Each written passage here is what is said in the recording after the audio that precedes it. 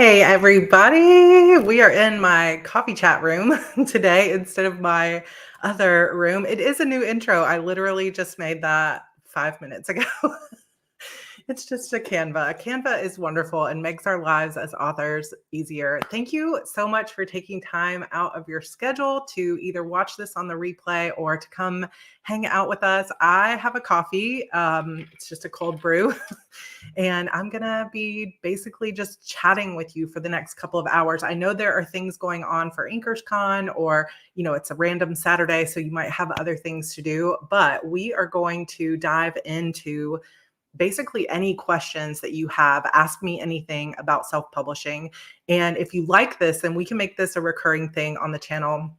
This actually begins the first week of what will be like 8 weeks of live streams for me, although the rest of them will all be inside my Publish and Thrive course, which starts next Saturday. And of course, if you are an alumni, then you get to come to all of the live streams every single round for free. And we also do master classes and other things like that. KH says no spilling it this time. Yesterday on my Sarra Cannon coffee chat, which I do every Friday, I literally spilled my coffee all over the place because I was so excited. But I am so excited to talk about self-publishing. When I got started, it was in 2010, and there was so much opportunity, and it was easier in a lot of ways to get started because there weren't as many books on the market. So in terms of visibility, that was easier. But it was a lot more difficult in terms of the fact that literally nobody knew what we were doing. There was no book funnel. There were no formatting software for books. Like none of that, the tools that exist today existed back then. And I remember scouring the internet and Google, just looking for anybody who was blogging or sharing information about how in the world they were doing this thing called self-publishing that was on Kindle and Apple. Like, how do I get my books these places? And there were very few people actually sharing that information. And I decided in 2010 that I was just going to stop trying to get a traditional publishing contract, and I was going to believe in myself. I got the word believe tattooed on my arm, and I decided I was going to do this for myself. I was going to believe in myself. I was going to start my own business, and I was going to give it 100%. And it is literally the best thing I ever did for my entire career. And I am so passionate about the indie publishing path. Not to say that hybrid and traditional isn't also amazing, but for me, this has been the right path. And so part of my goal and passion around sharing some of this is just to help make it easier for you, to help make it feel doable, to let you know that you're not alone in doing this, and to also be a voice out there for writing what you love and what you want to write, but being able to do it in a way that is sustainable and in a way that is going to make you money. So many other self-publishing courses out there and books out there and videos and other things, not to criticize that because they're also viable paths, but a lot of people focus only on marketing, writing to market, writing to trend. How do you take out a lot of money in ads? How do you be really aggressive in your marketing?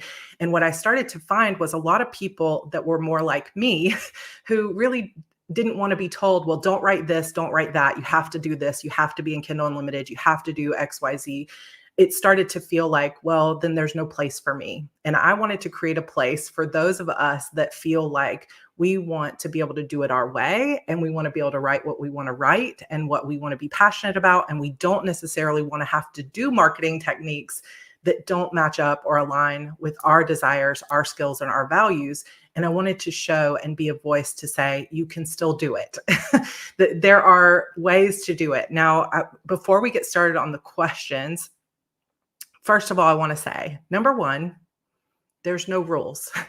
And that can make self-publishing really exciting, but also really overwhelming, because in the end, nobody can tell you exactly what to do. People can give you advice. Some people will give you advice in a way that makes it seem like this is the only way, but that does not exist. There are only a very small subset of rules, and that is basically that you need to have something book-like to sell, and that it needs to follow terms of service in terms of what content is allowed to be sold. There are a few rules in terms of how long it has to be. Like, I don't think you can just upload a 1,000-word book to Amazon anymore. So there are a few rules, but for the most part, you don't have to have a newsletter. You don't have to be on social media. You don't have to have an editor. You don't even have to have an interesting cover art. You can just literally put a black words on a white background and throw that on Amazon.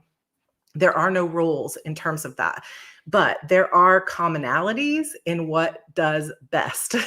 And so this is what makes it tricky, is that you can have literally any choice that you want to make, but that doesn't mean that you can expect to be a 7-figure author throwing up a book with no good cover, right? So there might not be a rule that you have to have a really great cover art that applies to or appeals to your ideal audience. It's not a rule, but it is a suggestion because it is very difficult to get visibility if your cover art sucks, right? So when we start talking about indie author success and mindset, something that's super important is to understand that while there are not rules, there are somewhat guidelines and success principles that will lead you down a more successful, faster path for the majority of people.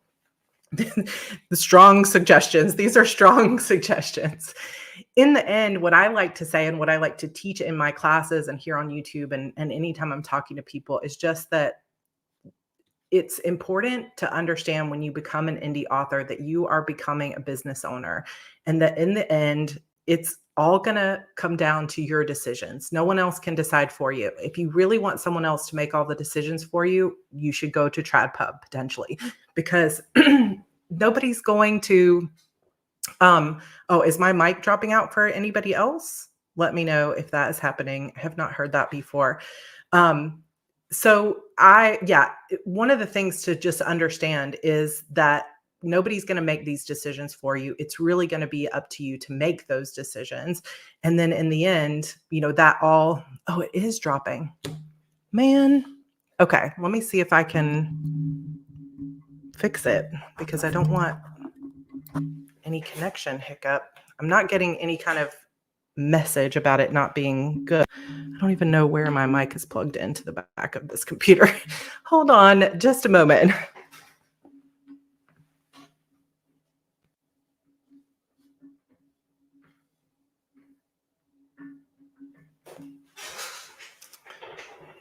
There's nothing buffering on my end. So hopefully it's good. Sounds fine to you. So maybe some people are just, it might be a YouTube thing or a StreamYard thing. So we're just going to keep moving forward because I do have literally 5 pages of questions. If you join Publish and Thrive, you will notice that we have a 2-hour live stream every single Saturday where it is rapid fire questions.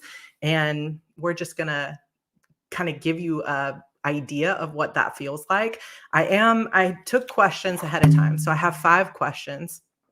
Then in addition to that, I'm going to take questions from the chat as well. Yay, Judy. So excited you're here. I do discuss exactly how to create your own publishing company, and we go into that in module 3, which is going to be great. I took the questions that were asked and I went through and kind of sorted them according to topic. So the first thing we're going to get into is really more about the self-publishing process. So if you have questions, I did see some people already putting a Q at the beginning, which is really helpful for me.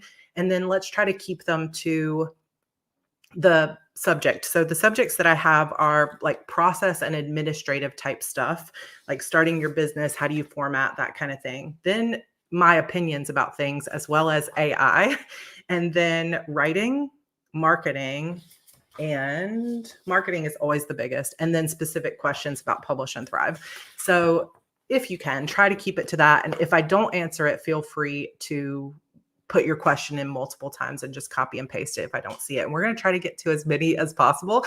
And I'm going to talk fast because this is part of the fun of it. And I want to get to as many of these as possible. But I also wanted to say that a lot of questions, the answers for publishing become, it depends, which is not me saying, I don't know. It's me saying, it really depends. Like, should you use pre-orders? Yes and no. It depends on the situation. And so I'll kind of walk you through some of that here.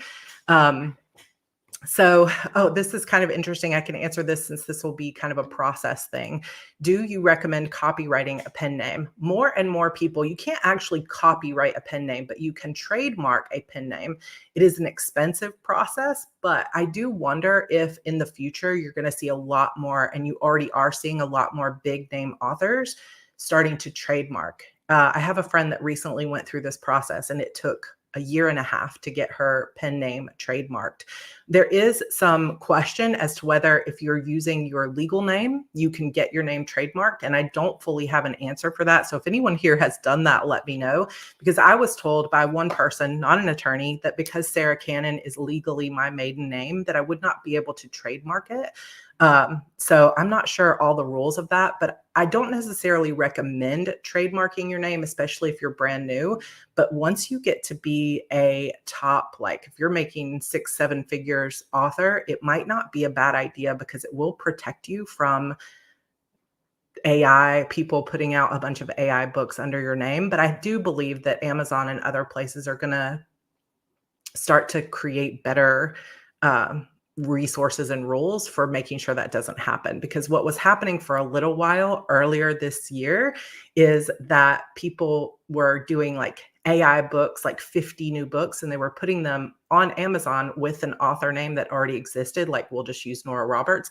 And what Amazon was doing was automatically their algorithms were connecting that Nora Roberts pen name with the real Nora Roberts and putting those books under hers and sending out emails to all her fans and saying, Nora Roberts has 50 new books. I don't think it actually happened to Nora Roberts. I think it only happened mostly to indie people. But if you were to have your name trademarked, then you can submit that to Amazon and they would remove it immediately. But we'll see kind of how that ends up.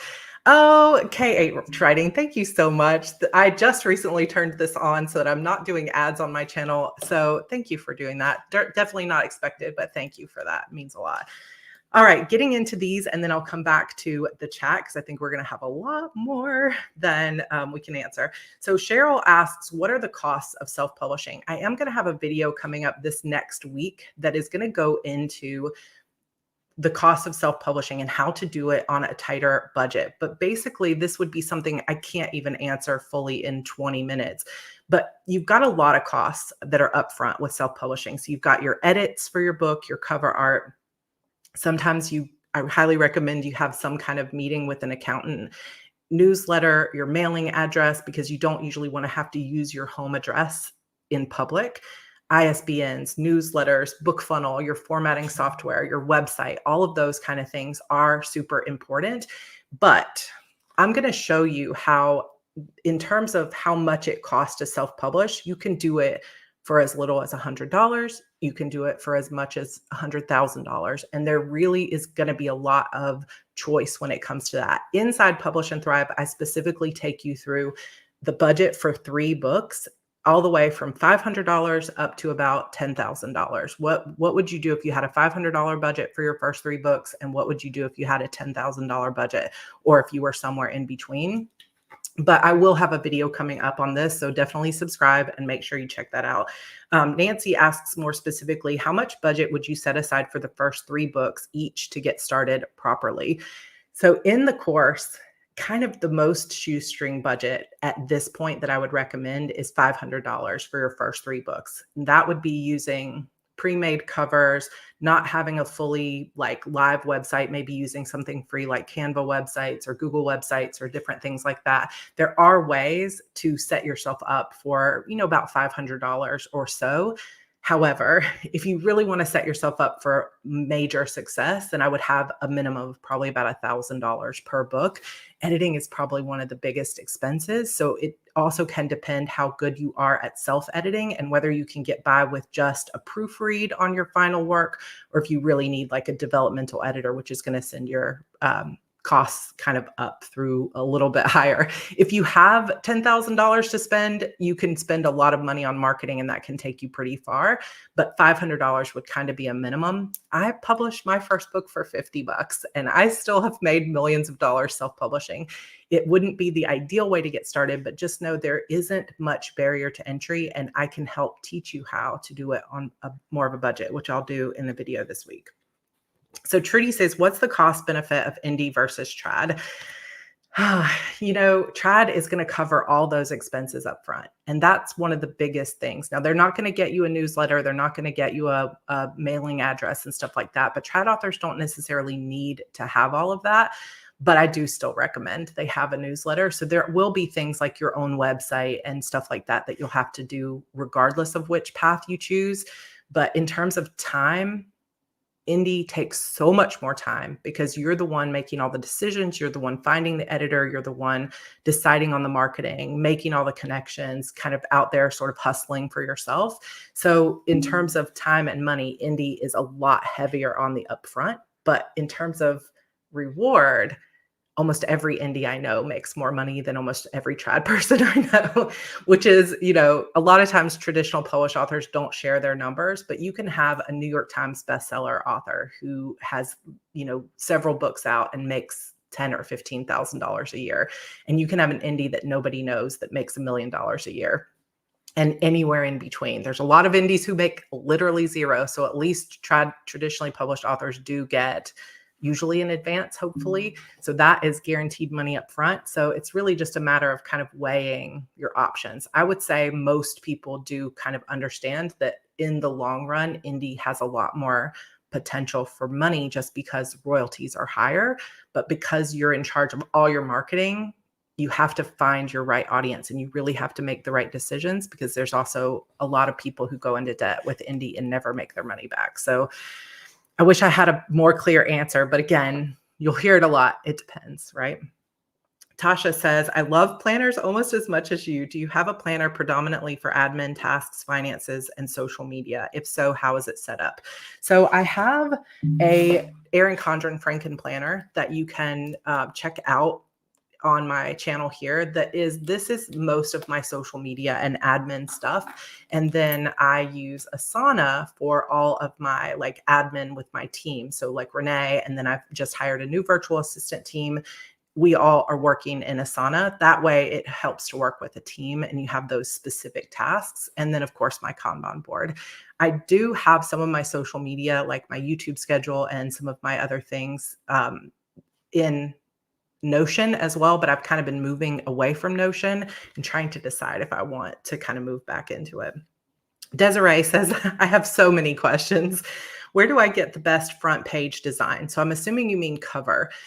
Also, where do I find my best editor for historical fiction? So just to kind of bring those both into the same advice, a lot of times where you're going to find your best cover artists and your best editors are going to be either by figuring out who your comp authors are.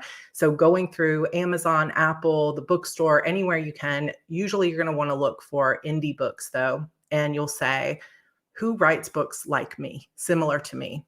Who's in the same genre, who has a similar kind of vibe, who has the covers I like. And then when you do the look inside, and you can just get a free sample of the book or just click on the book and do the look inside, you can quickly usually see who edited the book and who did the cover. If an author has not said who did them, you can always reach out to them via email, may or may not respond to you. But if anybody asked me, who did your covers? I would absolutely tell them because I love her and I want everyone to be able to use, cover arts they like. But that's how I've found all of my cover artists is by looking at other indie books, figuring out whose vibe I liked, and then figuring out who did that cover, who did that editing. Another great way to find that is you can do Google searches too, but your mileage may vary. Just always make sure when it comes to edits that it's somebody who actually has training as an editor and is not just somebody who likes to read books. You want someone who is trained and knows how to edit novels and fiction specifically, or not nonfiction and your type of content that you're creating specifically. But for the most part, it's either going to be comp authors and looking inside the books or joining Facebook groups and other groups of authors like our Heartbreathing's writing community and asking around word of mouth. Those are the two biggest ways that people find their artists and their comp authors and stuff, groups and things like that. Does it make sense to try to have an ebook, audiobook, and print when I'm ready to go on various platforms with my books? If you can put all three out at once, you will make more money.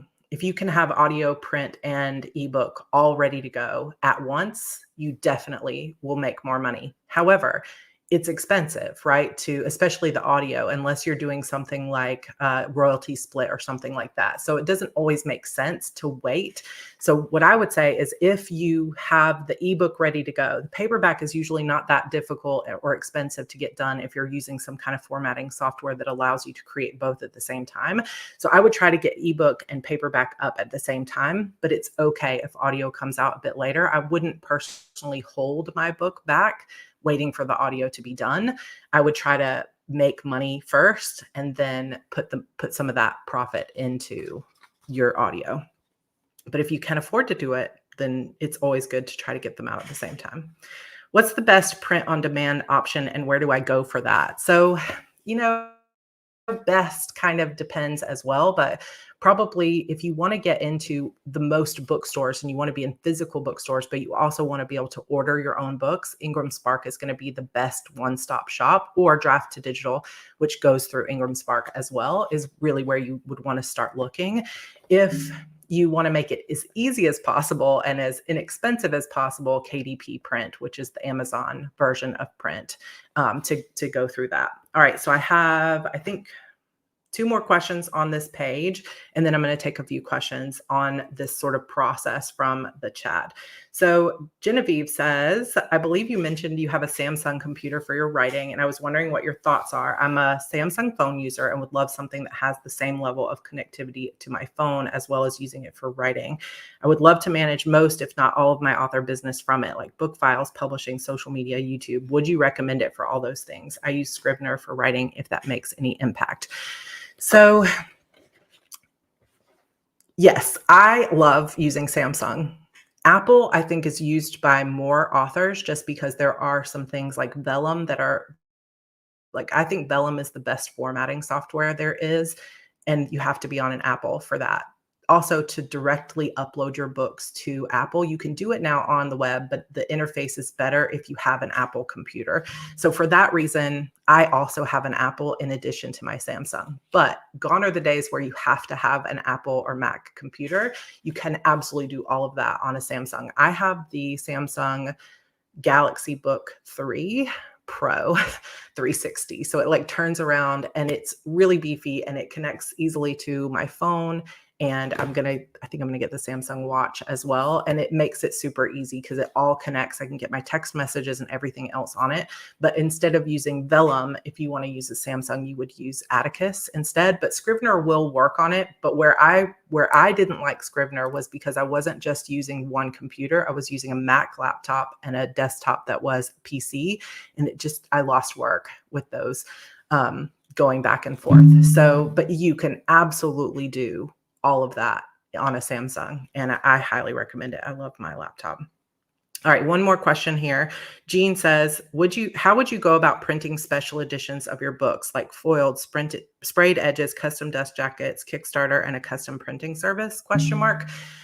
Yeah, so you can't right now go through Kindle or KDP or Ingram Spark or Barnes & Noble Press to get fancy like foiled edges or upraised embossing and stuff like that. So if you want to do that, one of the best ways would be like BackerKit or Kickstarter or something like that so that you can have an idea of how many are going to sell first. It kind of becomes its own pre-order, and then you can have a larger print run. A lot of the print on demand companies like Book Vault or whatever that you can get a bigger order, they will have like bookmarks and foiling and sprayed edges and different things like that, but they often require a minimum number of books to be ordered. So you might need a minimum of 50 or a minimum of 100. Some people send their orders out to China, like CC is another printer that a lot of people use in China, but I don't know what their minimum order is, but it can be potentially, 48-hour books is another one. It can be potentially like at some printers, you need a 500 book order in order to get a decent price. So if you are thinking of doing this, I highly recommend that you join the Facebook group that Anthea Lawson runs, which is Kickstarter for authors. There's so much information in there and you'll be able to really ask people like, which one would you use? Thank you, Ashlyn. 300 minimum for CC. So overseas, it can be 1,000, it can be 500. It depends on the printer. You've got to go through and get quotes and stuff like that, which is not a process I've been through personally for myself, but you won't be able to do that on just the major, like easy print on demands. It's usually going to be something you have to order a little bit more than just one book at a time. But there's new stuff coming out all the time. So that could change in a year, right? Phoebe says, I have about $750 for an editor. I don't think I need a developmental editor and don't think I can afford one. Would this be enough money for a line editor, or would my money be spent better elsewhere? I think developmental editors tend to be more expensive, but $750 is reasonable. You can find a line editor, copy editor for $750, depending on how long your book is. If your book is 200,000 words, $750 might be a stretch unless you're finding a special editor. There are editors at every price range, and it's one of the most expensive parts of the process. But I would say a lot of my books that are about 85 to 95,000 words have been in that range between $750 and $1,000. So I think it's reasonable that you'll find somebody for that price. And maybe if you don't need a developmental editor, you'll find somebody really good for a copy and line editor. If you can't afford a developmental editor, though, you might want to go ahead and look into getting a critique partner or somebody else that can help you through the process, because you can still get basic developmental editing, like the same basic process, by going with a critique group, even if you won't get the same expertise, if that's what you can afford. I don't use developmental editors personally. I never have, but I have used people that help me plot to varying degrees of success. So what do you think about Kickstarter as a funding or marketing technique? I think it's brilliant, honestly. I think it's a lot more work than people realize, though. I think that people are like, oh, look, she made $40,000 on her Kickstarter. And then they realize that that $40,000 actually went into all of the production of the stuff. And that person ended up working like, 50 hours a week just to make, $1,000 or almost negative. I have friends that even though they funded thousands of dollars, still had negative return on it because of the costs involved. And it's like, making sure that you don't make errors. Like, it's definitely a place where one error or messing up on a quote or not getting the proper quotes and thinking that you've budgeted right, or you order the wrong boxes, or one of my friends, I don't know if she's here today, her crystals fell. She fell down the stairs and they broke. And it's like, now you have to replace them. Any little error like that can definitely cause a lot of problems. So just being sure that you have built a lot of buffer in. But I do think it's really cool. And Kickstarter brings their own audience, which is also something a lot of people don't realize, is that there are people who have never read your books that will buy your book on Kickstarter because they just like and enjoy supporting new and creative authors doing cool stuff on Kickstarter. So that's really interesting as well. All right. At what point would you recommend adding new genre with the same theme you already wrote in previous books for those who want to publish under the same pen name that want to work in two genres using the same name? I personally would wait until you have one really good selling series before I would set up another genre. And when we talk about mistakes that I've made in the future, which is one of the questions, I would say I jumped genres too quickly. And that really hurt me back in the day. So I think at what point would I personally recommend adding a new genre would be like new genre with similar theme, like maybe different subgenre. I would wait until I had one series that was doing really well in that genre. So if I wrote a trilogy and it was doing pretty well, but it wasn't like making the money that I wanted to make yet, I would potentially just stick with that same subgenre until I had something that was going really well. But again, it depends on the specifics of the situation. Do you have to pay your advance back if you never sell enough to cover it by a certain time? No, not with traditional publishing. That would be a terrible contract and I would not sign it. What usually happens with traditional publishing is they give you an advance and then you have to earn it out. But if you never earn it out, you just keep that money. It was kind of a risk that they took, but you wouldn't have to pay them back. They just wouldn't pay you any royalties until you've earned it out. What do you think about publishing a serial on regular KU? Ream seems uncertain and Bella seems confusing in regards to payout.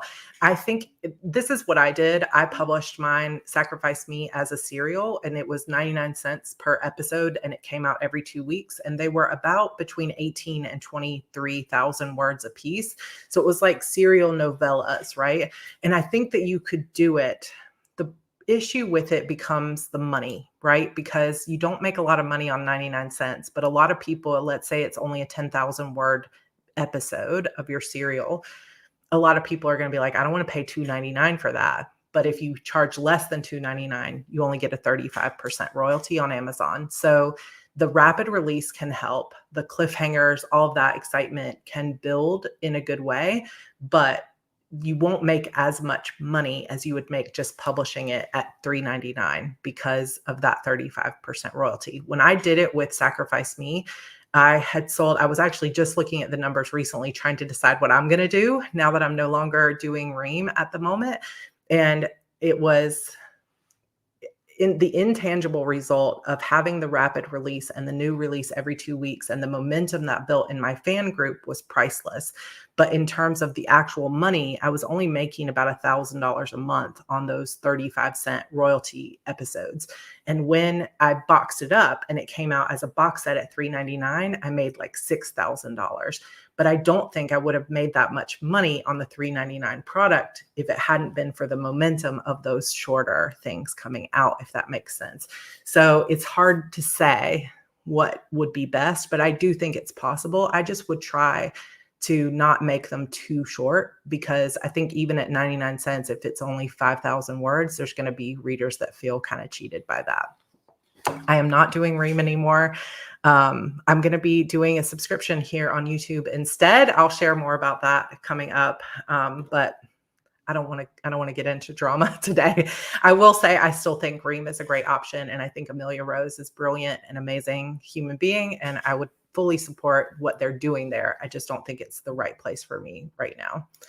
How do you build a following with being new with no email list or other following? So we're going to talk about this a little bit more in a future question, but there's so many different ways that you can start to build a following, and it really depends on how you want to run your career. So one can be that you do it just through the books alone, that you start publishing and you start running ads to those books. And then in the back of the books, you make sure there's some way to capture that following, that you say, here's a bonus chapter, or come sign up and join my community. Have something that lets them know, here's where you can find me. Here's where my newsletter is.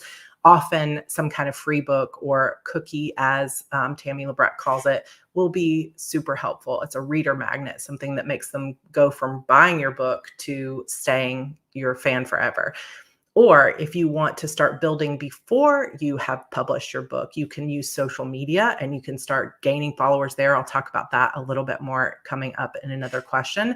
And another thing that you can do is start cross-promoting with other authors in your future genre. So if you can find other genres either through our Heart Breathings writing community or writing groups, or if you know you're going to be in Kindle Unlimited, joining KU author groups and just getting involved in the author community on social media, and then saying, okay, who else writes YA, or who else writes mystery, or who else writes contemporary romance, and starting to connect and interact with those people so that you can begin to cross promote with them. Like if I'll put you on my newsletter, you put me on yours. There's an amazing site called BookFunnel that I highly recommend everyone signs up for, where you can join newsletter promotions, where you can offer something for free. So if you have like a little prequel or the first 3 scenes of your book or first 3 chapters, you can put that up for people to start signing up for your list and building excitement. There's so many endless ways to start building your following, and it really depends just where you want to spend your time. So this is something we cover pretty much in depth for 2 whole weeks inside Publish and Thrive, but hopefully that gives you a few ideas for sure. Yes. Okay. I am going to, let me answer this one real quick. Hello. Will this live be saved? Yes, this live will be just as a regular replay here on my channel to watch anytime that you want to in the future. All right, I'm going to keep going on these questions too. Katie asks, it's not really a publishing question, but I'm just beginning my writing journey. And as far as writing, I'm most nervous about not formatting my book correctly, especially when it comes to dialogue. Could you recommend any books or videos that could help me? I've tried to find resources, but none of them seem as helpful as your videos have been. If you mean, how do I actually put dialogue tags in and how does this look as I'm writing? Like she says, where does the comma go?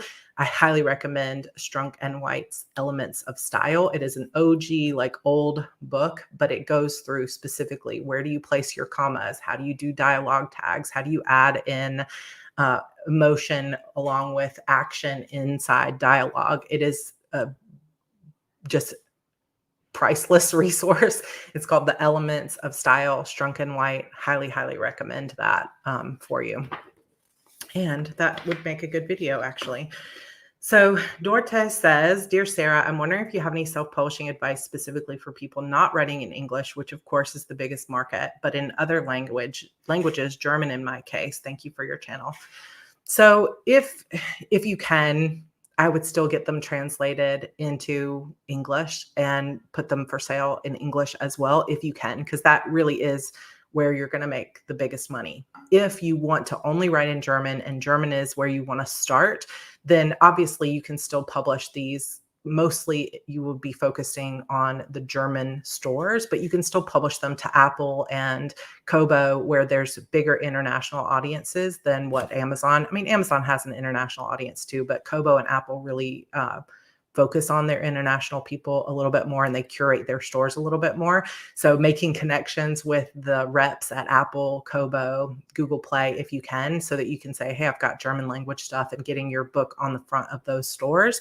I also, if I personally were doing German or another language besides English, I would really focus as well on local relationships and seeing if I could get my book into as many libraries locally in Germany as I could, and as many bookstores and other things like that, which would mean going through Ingram Spark and making sure that your book is available for them to order, or through whatever publishing company there, because there probably are other distribution places in Germany that I'm not aware of that most of the bookstores order from. And you can find that out by just going into a local bookstore near you and saying, you know, I'm an indie author. Do you carry indie books? And where do you order your books from? What catalog? And finding out if it's Baker and Taylor, or, you know, whatever it may be, and making sure your books are available there, and trying to sell as many locally in your country as you can. And then, of course, really optimizing your author pages in German and your book pages for the German market.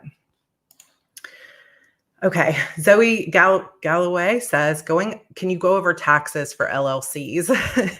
So we do have an entire section on taxes, and this is probably the section in Publish and Thrive that is most US based, but we do go over like the UK and Australia and Canada, and then we have a global audience as well inside our alumni group that can help you because they've figured all this stuff out. But LLCs here in the United States is a limited liability company. And when it comes to taxation for single member LLCs, it's the same as if you were a sole proprietor. So it's what is called a pass-through entity, meaning that once your business has paid all of its expenses, it doesn't have its own tax return, and the business doesn't pay taxes. All of the income from your business just goes into your personal income. And so it all becomes just a personal tax return, just like you would do if you were a sole proprietor. So you don't have to pay extra taxes just because you're an LLC, but you also don't get a tax break. If you're an LLC, you just have your expenses as a business, and then anything that is extra besides your expenses goes into your personal income. Now, there is an exception to that, which is when you are an S Corp, which is what I am. So you're an LLC that wishes to be taxed or elects to be taxed as an S Corp. So you're an LLC sort of taxed like a corporation, and that does have some tax benefits, but it also has other costs that go into it. And if you want to kind of Google that or look it up or come join the class, we go into it in pretty much in depth. But the main thing to know about LLCs is there is some cost to setting it up, and there is some separation between your business assets and your personal assets. But in terms of the taxes and the income, it's a pass-through entity. So it all goes into your personal income and your personal taxes. I would appreciate your knowledge on how to maintain anonymity, not just using a pen name. I want to tell the stories and profit as much as possible, but I want to keep my privacy.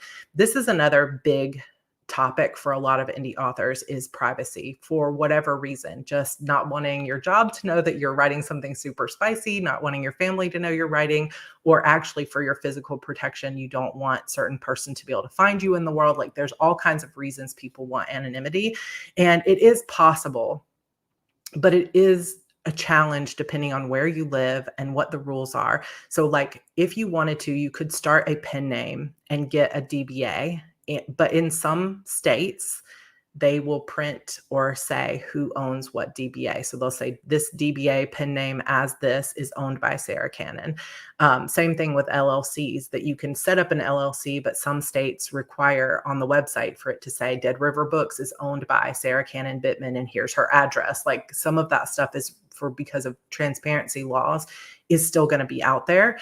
Another thing to keep in mind is that Apple Books is probably the worst about this, that when you sign a contract with Apple Books directly, they will actually list whoever their contract is with on this book sales page. So even if your name is Sarra Cannon, like my pen name is Sarra Cannon, and I don't want my legal name, my married name on that sheet, then I have to have some other kind of legal entity. So that can be a DBA, it can be an LLC. So if you go to my Apple page, it doesn't say my actual legal name, it says Dead River Books, because that's the name of my LLC. So that provides you some a little bit of protection. Or using a place like Draft to Digital, because it'll say it's published by Draft to Digital and it won't give out your actual real name.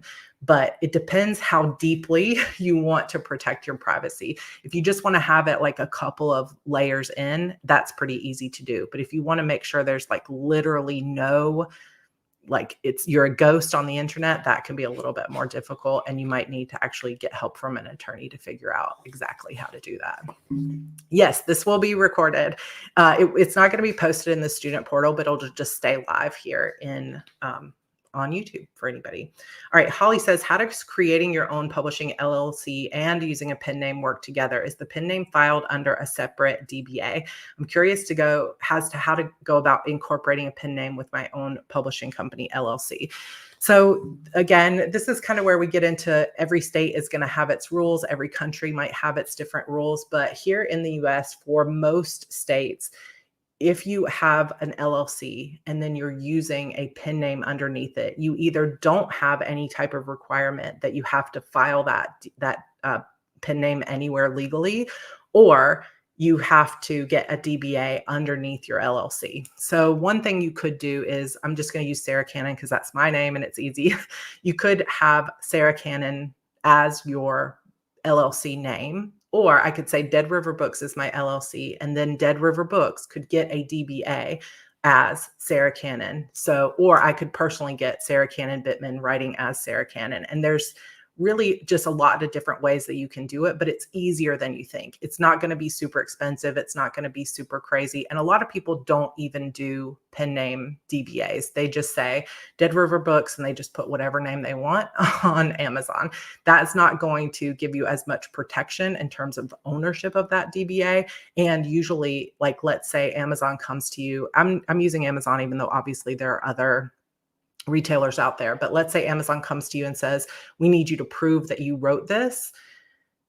How do you prove that you are this pen name, right? Other than the fact that this is your account on Amazon. So I always recommend that you do get a DBA at the very least. Oh, thank you, Six. I appreciate that. Super, super sweet. George was like, you should turn that on instead of doing ads. And I'm like, I will do it. So thank you guys for that. Okay, so that is the end of the first little section. We are only on page 2 of 5. So I'm going to keep going and ramping it up, but I am going to check out here. Ooh, Maple says, make sure you check with Apple too, because set it up wrong at first and had to get in with customer support. So go in and always double check, check with your your actual page on Apple. If you have limited funds, what's the most important step you should do to invest in your book? Cover, editing, formatting software, or other. So you can format for free. I wouldn't spend my money there. You can get a book cover relatively inexpensive.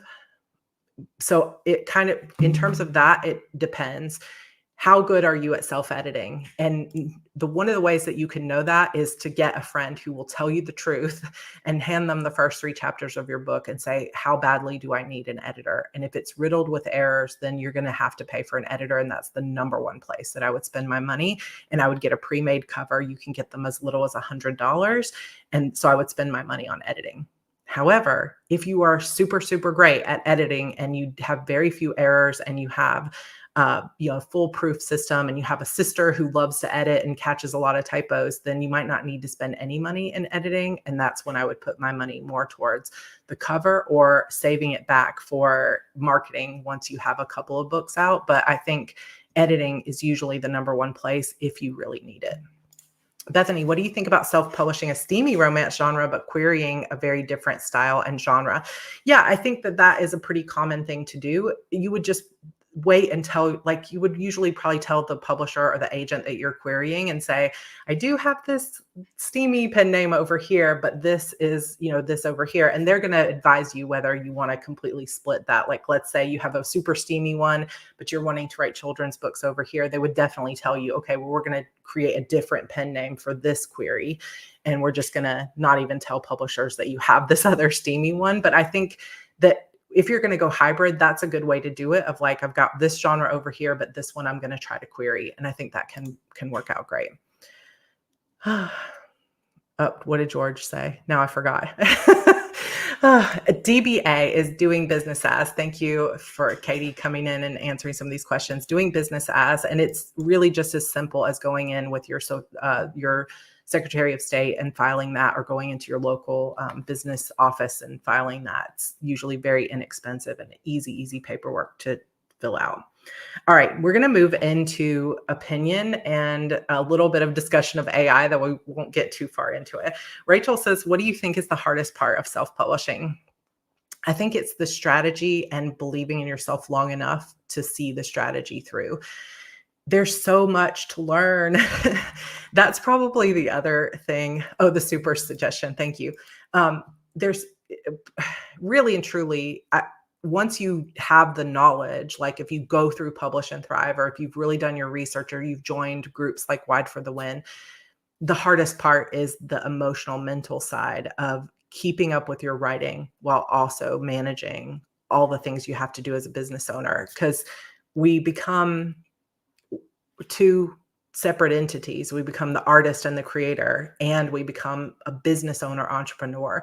And sometimes it can be really hard, difficult emotionally and actual time-wise to still be creative. You guys have seen me, like I have not had a book out in 3 years, and it is not because I just am fooling around and doing nothing with my life. It's because I took on a separate business of coaching authors, showing up on YouTube and trying to manage course creation and, live streams and video editing and all of that, while also being creative, has been a massive challenge. That's why I'm making changes this year in terms of hiring more help and, getting a video editor, yay, and other things like that, because it can be difficult. So oops, I just hit this again. Sorry if my sound goes out.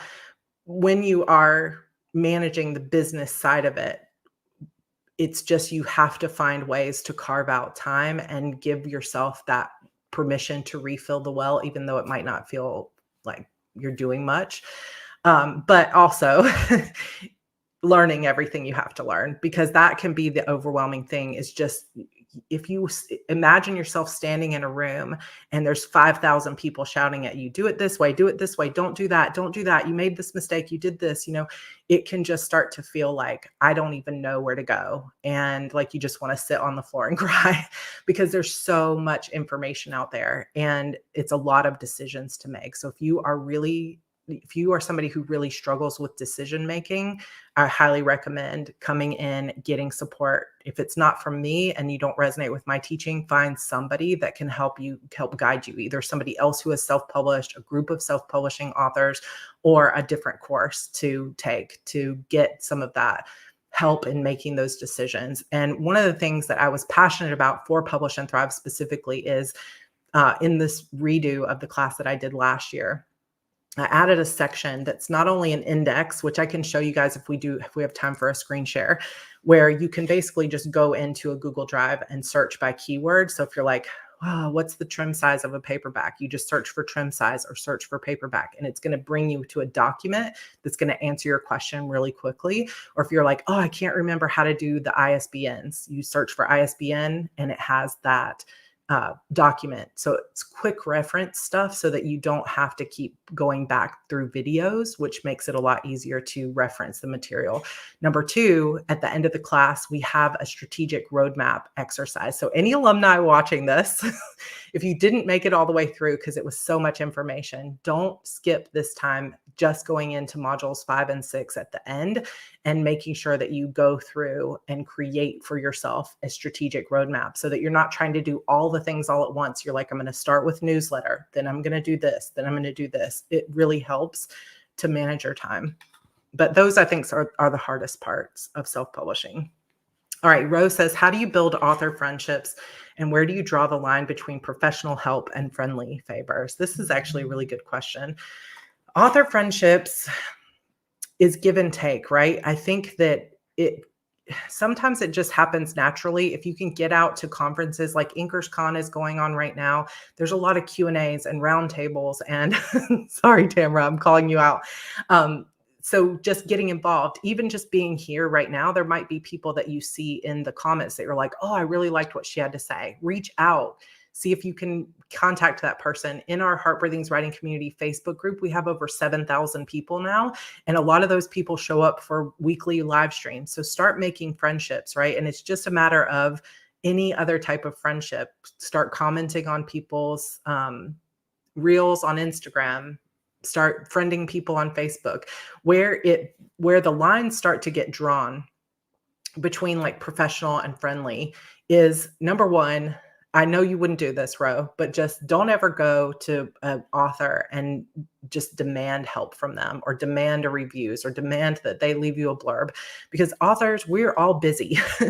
And you would not imagine, Renee can attest to this, you would not imagine the number of emails that we get on a daily basis. And it can be really, really difficult to have just so much problems with people that will just say, well, you need to help me with this, or you need to do this, or you need to leave a review for me. And it can be really, really difficult to navigate that as an author because you have so much time. So, or you only have so much time. So be nice, be kind, prove that you're kind of just being a friendly person, but don't demand anything from anybody else.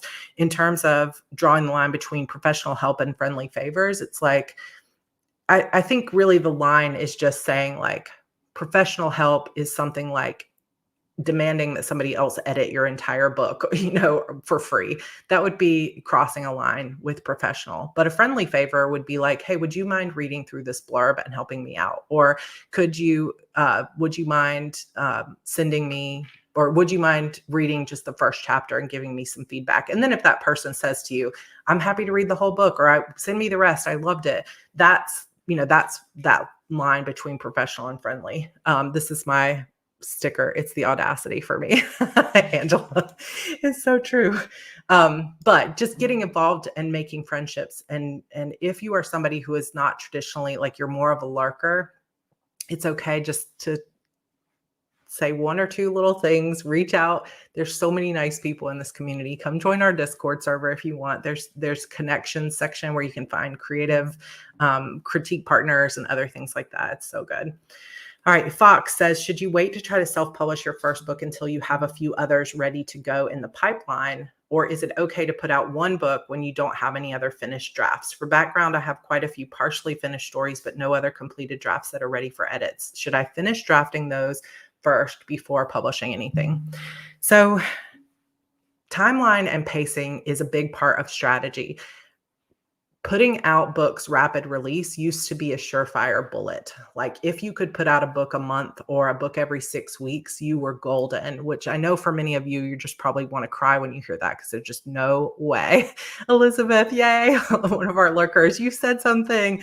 Now we'll all just tackle hug you. So I think that now in 2024, rapid release does not mean as much as it used to.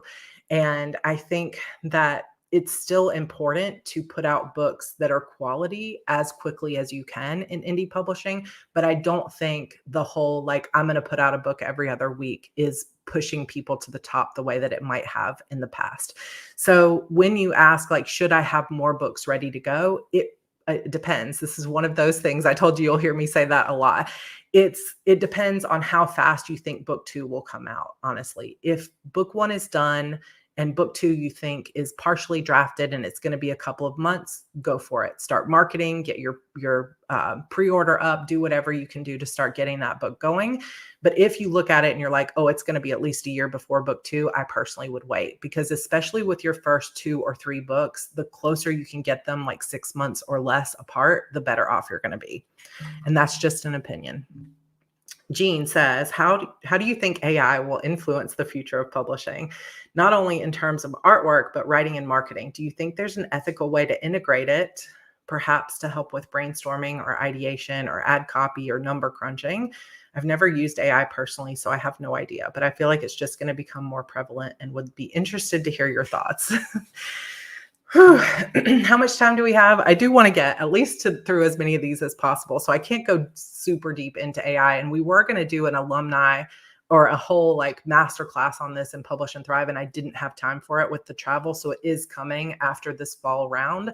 I'm going to have a couple special guests on to talk about this inside our Publish and Thrive group. I think my biggest fear about the future of AI for self-publishing is that eventually, and this, I'm not saying this is happening, I'm just saying this is my biggest fear, is that eventually Amazon will just be an app where people can put in their name and their trope preferences and hit enter for $2.99, and it will write a book for them that people are happy to read, and that's all they need. Or it'll be part of a Kindle Unlimited thing, and it'll be practically free for them to get unlimited number of books where they're the heroine of their own story and they've got all their favorite tropes. And that's my biggest fear. But I think that what always happens in everything that we're afraid of is there's always some sort of checks and balances. So I think maybe this is my optimism showing, but I think that as something threatens, something else comes to balance it out. So for me, as I start to think about AI, I also start to think, well, what's the one thing that AI can't do? AI can't build community like I can. It can't show up live like this and answer questions and smile and laugh and like be a person.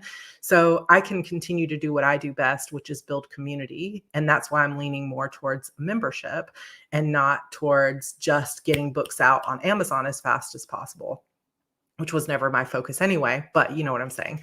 Don't give them ideas. Yeah, exactly, Jenna. But I have faith that readers will always want real art. But I do think that we will see shifts in ways that we can't even yet imagine. And I do think there will be ethical ways to use AI for brainstorming, for ideation, maybe even for world building to help us come up with things a little bit faster. AI art is trickier because I think that if it is true that almost all AI art was trained on, but I mean, maybe all AI was, and eventually maybe we're just going to have to say, well, I guess this is the way it is and we can't change it, and we either use it or we fall behind. I don't really know what it's going to look like. AI scares me.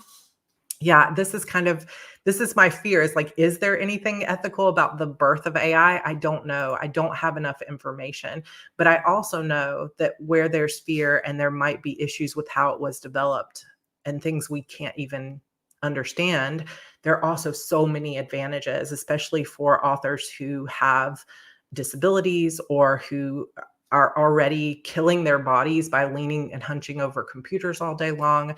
Maybe it will help create even better art because some of the easy things will be done for us. And then it will allow our minds to do things that AI can't do. And it will allow us to expand into even greater art than we ever imagined. I would love for it to be amazing. I have no idea what the future will bring with it. But I also will say that I think that it is this will be my most we'll see how many people drop off at the top of the hour. This will be my most controversial thing. I don't think it helps anybody to go pointing fingers at fellow authors and being like, you used AI, therefore you're the devil and everyone should cancel you. I don't think that that is helpful, and I don't think that it's right. Whatever is going on with the ethical issues of AI, I just don't think there's ever a point where we need to turn on each other and start actively trying to get other readers not to purchase author stuff. I don't think that that brings good vibes to you and your career. I don't think it's a good look. And I personally don't want to do that. However, there will be potentially people here who have done that and believe really strongly in it. And I want to support everybody here. In terms of whatever your beliefs are and whatever you're passionate about, you can do what you need to do. But I just personally think, if there are some people who are real champions of AI and they can see the future and they can see the possibilities. And some of those people, I think, are my friends, and I want to support them, even though I'm terrified of AI. And I personally don't want to use it to write my stories. So I think that there can be a lot more room for nuance and emotions. And I think the only way that we have conversation about it is if we're willing to open up and listen to each other and sit in the same room with someone who believes completely differently than we do, and not let our emotions get so out of control that we attack them as a person. That's kind of that's my soapbox. Please stay and hang out with me. But I don't know what the future will be. I do think that more and more people will begin to use it, and hopefully the people that are in control of the AI growth will do good things with it. It's terrifying to me. But let's try not to turn on each other, because I think in the end, most people are just doing what they feel is right and what they feel they need to do in order to advance their careers and stay relevant. And we all make mistakes. Nobody's perfect in what they believe, but I think that we can find solutions together rather than attacking each other. Whew. All right. Chels says, looking back, what would you have done differently in your self-publishing journey, and any tips you want to share with us? So I've shared this before, but one of the biggest things that I feel like I did wrong in my self-publishing journey, and this is a very specific instance, is with this series down here. This is my only contemporary romance series. And when new adult contemporary romance was just getting its start, Colleen Hoover was one of the first big breakout with her book Hopeless in 2012. I had just finished a series and I was trying to figure out what I was going to do next. I was working on a zombie book, and I was like, I have always wanted to write a book that sort of is a cathartic, just not exactly my story, but a story about a girl going home to her small town after sexual assault, and basically how she reinvents herself and moves forward with life. And that genre at the time was perfect for that kind of story. And I saw so many of my friends moving forward in that way, jumping from young adult paranormal to contemporary new adult. And I don't regret writing The Trouble with Goodbye, but what I regret is that so many people told me this book would have been so much more popular if you had written it really, really spicy. And so book 2, I love that CL just said you love book 2, because I'm going to use that as an example of what I should not have done. But in the end, you stay true to yourself regardless. But I start out book 2 with a sexy scene, and it was not at all the vibe of the first book. And I tried to make my hero kind of an alpha a-hole kind of guy, but I'm not good at writing that. So he ended up not really being like that. And I just I think I jumped onto what were essentially tropes that I couldn't write because I just wasn't good at it. And I did it because I was listening to other people saying, this is what you should do, and you'll be more successful if you do it this way. And I just will never do that again. Because if you look at that series, The Trouble with Goodbye has over, I don't know, 300,000 downloads, and it's my only book that ever hit the top 20 at Amazon. Book, like sold books, paid books.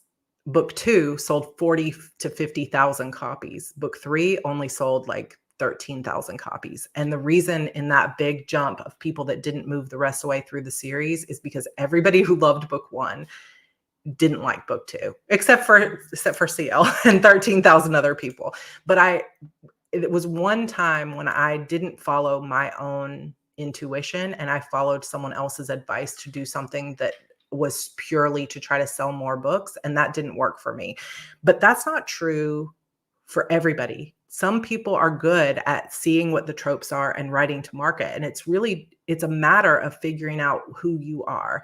And I actually am going to be moving a little bit more into also a trendier genre moving forward, with A Mirror of Shadows, which is going to be my next series after, it's connected to my Shadow Demon saga that I'll be writing kind of serialized as well, is going to be more romance than some of the other stuff that I've written. And it's, as we move into next year, without giving too much away, I'm going to be moving more into romantasy genre, fae romantasy specifically. So here we're talking about something that's more tropey, more written to market, but that's because that's where my passion already was. And I already have a notebook full of stuff for this series and this particular fae heroine. And it's like, oh, my desire matched up with the market, and I'm so excited for it.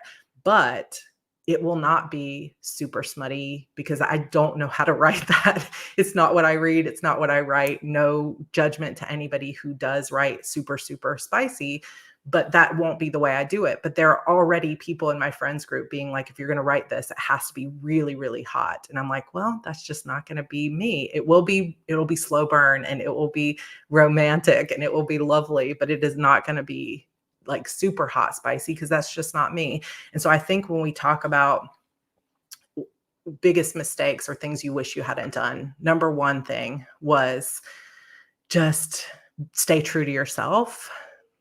And yeah, do you. Spice in book 2 was perfect. Yeah. So that's a big part of it, is that in the end, I still had to do it my way. And so even though I was trying to manipulate myself to be more like what I thought people wanted, I couldn't do it. So, yeah, I think it's great. It's great that we have a variety of spice, right? Variety is the spice of life, as they say.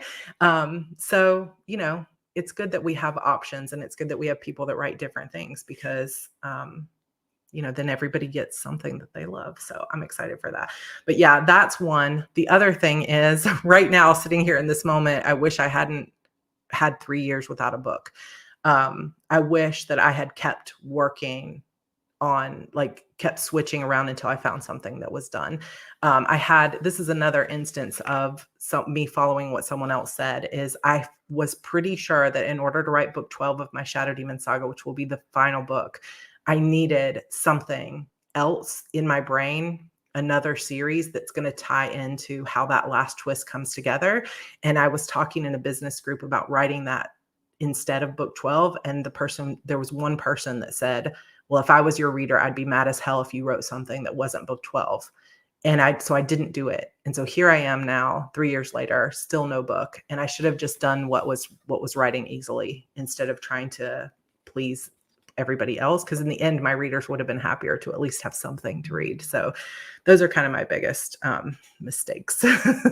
All right, moving on. If you haven't stretched your legs a little bit or taken a drink, I hope you guys are enjoying this, because this is like my favorite part of Publish and Thrive is the 2-hour chats. It's so fun. All right, writing. Ro, in your opinion, is it better to write contemporary romance or romantasy? I love both, but I think it'd be jarring to market both to my audience. I also know there's the possibility of 2 pen names, but it sounds overwhelming to build up 2 different audiences. Contemporary romance is always popular. It's also more saturated, I guess, whereas romantasy is more of an emerging market, but it's getting more and more saturated. By the time I get my romantasy out next year, it'll probably be like already past its prime. But there's room for everybody's genres. So when you think about contemporary romance versus romantasy, if this is your first book series, I think right now romantasy is going to be a hotter genre. It'll be an easier genre to stand out in than contemporary romance, but it depends like which type of contemporary romance subgenre you're writing. But that doesn't mean that's what you should do. I would personally think through, how long do I want to be writing each of these genres? If I think about this genre versus this genre, which one can I see being long-term? Which one would I most want to be known for? Which one do I love so much that I would just want to live there forever? And that's what I would do, because both are going to be extremely successful genres. And I would just think for yourself, where are the ideas flowing right now? What excites you the most? And what can you see sticking with longer term? Also from Roe, my book is starting to be a blend of romance genres, and I'm not sure if I should straighten the direction of it and be more clear, or if it's okay to push those boundaries with self-publishing. This is such a difficult question, because in general, although this hurts my heart to say a little bit, because I'm very much write what you love and write what comes to you. In general, the more true you can stay to a single niche or subgenre, the more successful your books will be. However, some people just can't write to an exact thing, and it's their unique take on a genre that makes them so successful. I would get feedback on it. That's what I would do. If you're just not sure, I would go ahead and start talking to some people about how it's blending and what it's doing, and then I would figure it out. So like for Disappearance of Vanessa Shaw, it's a murder mystery, which is like big and young adult to a degree, A Good Girl's Guide to Murder. But I got to throw in some ghosts and paranormal stuff and a Ouija board, just because that's me. And that's going to make it less popular than it might otherwise be. But I have to do it that way. I can't do it any other way. And so for you, if it's a blend because it just has to be, and that's the only way you can tell that story, then that's the way you have to go. But I would try to get feedback from some other people to see if it feels like it's going off the rails. Because in general, this is a very overgeneralized thing. The more true you can stay to the genre and what the expectations are, the more successful it will generally be. Not always, but generally. All right. What pace of writing is best for self-publishing? If you're a slow writer, does it make a difference? The muse always wins. Yes, exactly. I love when those things come back around. Pace is important. This is probably one of the biggest things that's going to separate whether you should go with trad or self-publishing, because if you can only write a book every 2 years, you're going to struggle with indie, unless you're writing maybe something like epic fantasy, or you've got the like best genre that there's just people so hungry for it, and you're just an amazing writer and it's like the best book they've ever read, or you have lots and lots of money to spend on marketing. In general, like a book a year would be the absolute lowest I would want to go. Now, I have still been able to be making good money without a book for 3 years, but that's only because I have 30 other books, right? And the income that I've had going from $200,000 to $300,000 a year down to like $30,000 to $50,000 a year is a big downward trend, only because I haven't been publishing books, right? And the longer you take between, the harder it's going to be. Especially if you want to write multiple genres, people that can only publish or write a book a year that want to write in 3 different genres, my heart goes out to you, because I won't say it's impossible, but you are going to be on an uphill battle for your entire career. In an ideal world, a book every 6 months would be, I think, for the best. We'll say that. Consistency is important. But we do have an entire section of Publish and Thrive dedicated to marketing for slower writers. So all hope is not lost. But I would say one of the things I talk about in the kickoff call that some of you will hear on Saturday next week is that we're just trying to stack the odds in our favor, right? We're not going to make the perfect decision everywhere, but if you're a slower writer, you need to really focus on branding and consistency and staying in that genre and really meeting reader expectations more so than somebody who's putting out a book every month, right? Hopefully that makes sense. Mariah says, what would be the most important elements in writing a mystery? And this is a big one. It depends, because it depends what kind of mystery. Obviously, mysteries are going to want some kind of sleuth, be it an amateur sleuth or a detective or, whatever. Urban fantasy, it might be a witch doctor or something, but you've got some kind of sleuth that is trying to figure out the clues. They're following clues. There's going to be twists and turns. And then in the end, in a mystery, readers expect to know who done it and what's the resolution. So those are kind of the high level things: a sleuth, a mystery, and a resolution, clues and a resolution. But there are so many different genres of mystery. So psychological thrillers are going to have a very different type of tropes than cozy mysteries, and that will be very different than police procedurals. But what I recommend is trying to figure out and nail down what kind of mystery are you writing. Is it a policeman? Is it a detective? Is it an amateur sleuth? Is it a teen sleuth? What exactly are you writing? And then just start Googling and asking in groups and reading as much of that genre as you can. All right, I'm going to do 2 more, and then I'll take a couple questions from the chat. Wouldn't slower potentially do better in trad? Yes, potentially, for sure, because you often only get 1 book a year as a traditionally published author. So plus you've got mile markers to meet that kind of keep you in accountability. So it is true that sometimes that can be, if you're a slower writer, sometimes traditional publishing can be the right way to go for you, or some kind of hybrid publishing. All right. Anonymous. So when writing The Disappearance of Vanessa Shaw, what would you say the hardest part for you was? I'm currently writing a paranormal mystery psychological thriller, and I'm stuck on finding ways to incorporate clues as show and not tell. The hardest part has been finishing the book.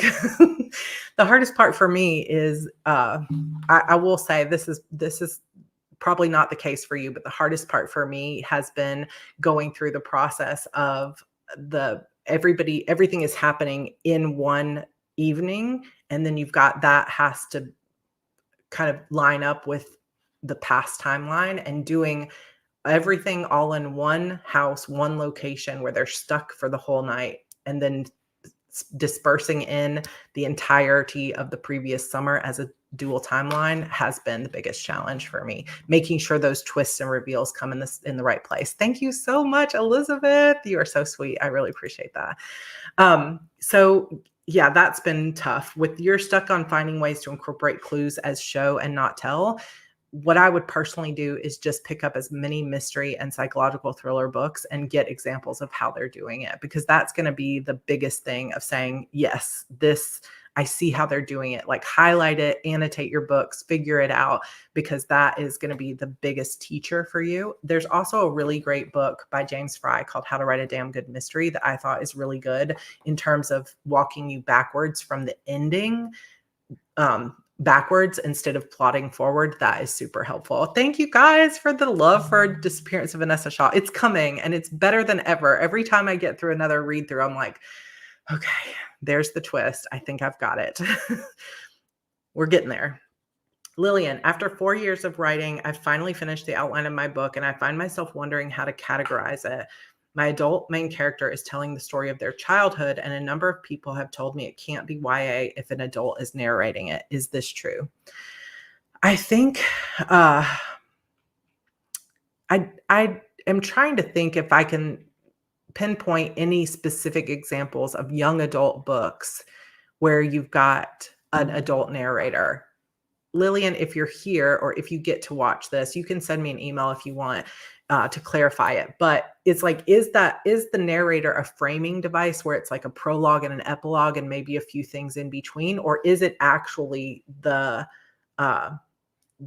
adult who's narrating the whole thing in past tense, right? It is a matter of how it feels. The book Thief is definitely YA, narrated by Death. Stand By Me, The Body. Yeah, I mean, that's definitely YA feels to it, right? But it's narrated by someone further in the future. It's definitely coming of age. You could definitely put it coming of age, but I think it would depend on, it'll depend on how the vibe feels to it. If you want to send me some of it, I'll read it. Lillian, if you want to send me like the first couple chapters, or you can go into our Discord server and let us know. But I don't think there's any hard and fast rule that says because an adult is narrating it, it can't be YA, but I think it just depends on the general feel of it. All right. I'm gonna take a couple of questions if I see any, and then we're gonna go into the marketing section. We got about 40 minutes remaining. Kill a Mockingbird. Yeah, but I wouldn't call Kill a Mockingbird YA exactly. It's just more coming of age, right? I don't know. It's more like literature than young adult. I don't know. Are you going to reopen your special pre-orders for Vanessa Shaw? Do you want me to? I can. I feel the people that pre-ordered these books that still haven't gotten them, that have been waiting since last December, I'm going to give them an option of some extra things that will be going in their boxes, but also I can reopen them if some people want to get some pre-orders on that. Alexa Dunn, she is so good, and her mysteries are excellent. If you haven't read the Ivies in particular, so good. Yes, please. Oh, thank you. Michelle, I'm writing horror and I really only want to write standalones. What are your thoughts? Yeah, horror is probably one of the best places to do standalones. One of my thoughts is try, if you can, to keep your standalones in the same basic subgenre of horror. Like, are they all haunted house books? Are they all monster books? Do they all have a similar type of heroine or something that connects them together, even if it's not on a story wise, but on a vibe wise? But having horror that's like, this one is a zombie apocalypse dystopian and this one is a contemporary ghost story, will make it a little bit more difficult to bring them all together, right? I would start as much as possible with, this is the subgenre of horror that I'm sticking with, but absolutely you can do that as standalones. And we do talk about marketing standalones in the class as well. I want to write standalones in the same world instead of one main character throughout a series. Is that good? So yeah, I mean, I think you can make that work where it's like sort of like the MCU kind of thing, right? So you've got the world, but it's the world itself, or it's the, like romance does this all the time, where they're standalones, but it's a different couple in every book, but it's all set in the same town, or it's all set with the same motorcycle group or whatever. So you just find your one connecting thing, and it doesn't have to be, it's all the same main character. You just figure out what is it that's connecting this as a thread, and you can absolutely make that work. Is there such a genre as cozy horror? This is an interesting question. What say you, people in the comments? Cozy horror. I don't know. That's a good question, though. I mean, I feel like I would read cozy horror. I like it. It's good. Okay, marketing. Katie says, what advice would you give to writers who are starting to build a readership from scratch? So this kind of piggybacks on a comment that I made a little bit earlier. If you're just starting from scratch, I would step back and start to think first, what is the way that I want to build this? Do I want to be more active on social media and build a community where people know me? Or do I want to create a persona where people just know, my pen name as a persona, but they don't really know a lot of personal things about me? And what is your publishing strategy in terms of how often you're going to publish books and how much you want to get involved with your readership? Because sometimes, look at all the love for cozy horror. I think it's very interesting. Yeah, we're all trying to make it happen. That would be really fun. Tell us all your thoughts. We want to know all about it. But I think this is such a difficult question to answer in a really brief period of time in terms of how do you start a readership from scratch. But I did answer it a bit earlier in terms of, if you want to be really strong on social media, then you just start posting. And the kinds of things that you post are going to depend on how much of yourself you want to share versus how much of it just being your books and your book vibe you want to share. So there's going to be kind of like a bunch of decisions to make. I got to stop hitting this or my mic is going to jump out. You've got some of those things along the way that you'll have to make some decisions on, like how personal do I want to be? How much do I want to be on social media? Or do I just want to focus on my newsletter and things like that? But I think biggest, just so I can give you an answer, advice to writers who are just starting to build a readership from scratch is figure out where your boundaries are in terms of how much of yourself you want to share or how much of a persona you want to take on. And then make sure that you focus on building a newsletter, a website, and any kind of social media around that persona or around that person or version of yourself you want to be, and start getting readers excited about your books. And there's lots of different ways to do that. And I wish I could give I wish I had like an hour just to answer that. Maybe that would actually, I'm going to highlight that because that might make a good whole video just to talk about starting from scratch. Okay. Now that we're moving on, Elizabeth, I want to self-publish and I have a fantasy series I've been working on. Should I wait to release book 1 until book 2 is finished? Or I'm wondering if it's survivable as an indie author to have a gap between my first releases. So I did answer this a little bit, but just to kind of bring it up again, I think that fantasy series are like, if it's fantasy, and these are big books, you have more leeway on time because fantasy readers are used to being like 7 years before the next book comes out. And even in indie, especially if they're big books, people can expect that bit of a gap. But again, it depends how much of a gap you think it's going to be. If it's going to be 6 months, totally fine. If it's going to be 6 years, I would maybe come up with a strategy that allows you to publish those a little bit closer together. But there is no should I. It's just a matter of creating a publishing strategy for yourself. It's P&R bromance. Okay, so when we're talking about romance readers want their books closer together. So if you were writing romance, I would wait, have book 1 in edits, getting it finished, and I would write book 2 so that you can try to get, I always personally recommend trying to get those first 3 books in a series. If it's going to be a longer series, I would try to get those first 3 books out within 3 to 6 months of each other. And then you can kind of spread it out a little bit after that. But I would personally recommend holding it back, even though that's just a suggestion. Vera, do you think Kickstarter is a good way to launch a series when you're just starting out? I have 3 books written so far, romantasy, and I know there are expectations in this genre and what Kickstarters are looking for, and that can be expensive. I think you can do a simple Kickstarter. It doesn't have to be foil and $100 book boxes and stuff like that. You can do, oh, Elizabeth, it is fantasy. Yeah, so I think for you, I think you can have more of a gap, but having book 1 and 2 closer together is more important than having books 3 and 4 closer together. So yeah, create your strategy around that, depending on how long you think it'll be for book 2. Kickstarter, I think I think it can be a heavy lift because you have to hit a certain amount of money before you're going to be able to afford to fulfill the Kickstarter. It's also a lot of time and energy and figuring things out. But at the same time, I was at Future of Publishing Mastermind earlier this year, and there was a brand new author who had like a $10,000 something Kickstarter, and she was able to make enough money on her debut book on Kickstarter to fund her second book's edits. And that is pretty huge. So your mileage may vary. I don't think it's a terrible idea, but I would try to keep it as simple as possible if you're going to do it. And I would really do some research on how much work and time it's going to take before you commit to it. But I don't think it's a bad idea. And I think you can make it more simple than you think. Oh, here we go. I just funded my Kickstarter. Congratulations. Fantasy Romance Omnibus. My advice would be to put a lot into digital gifts.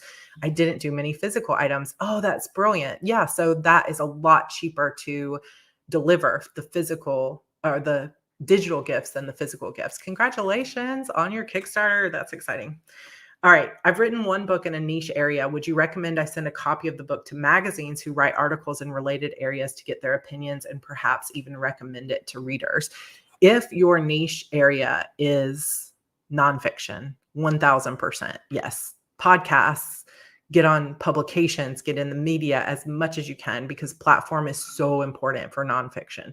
If it's fiction, but it's something like niche, like it's a special community, like it's the Amish or it's a certain LGBTQ area, or it's like dog books of a certain kind. Like if you've really got hold in a very niche thing, like it's a coastal book set about a specific type of historical thing.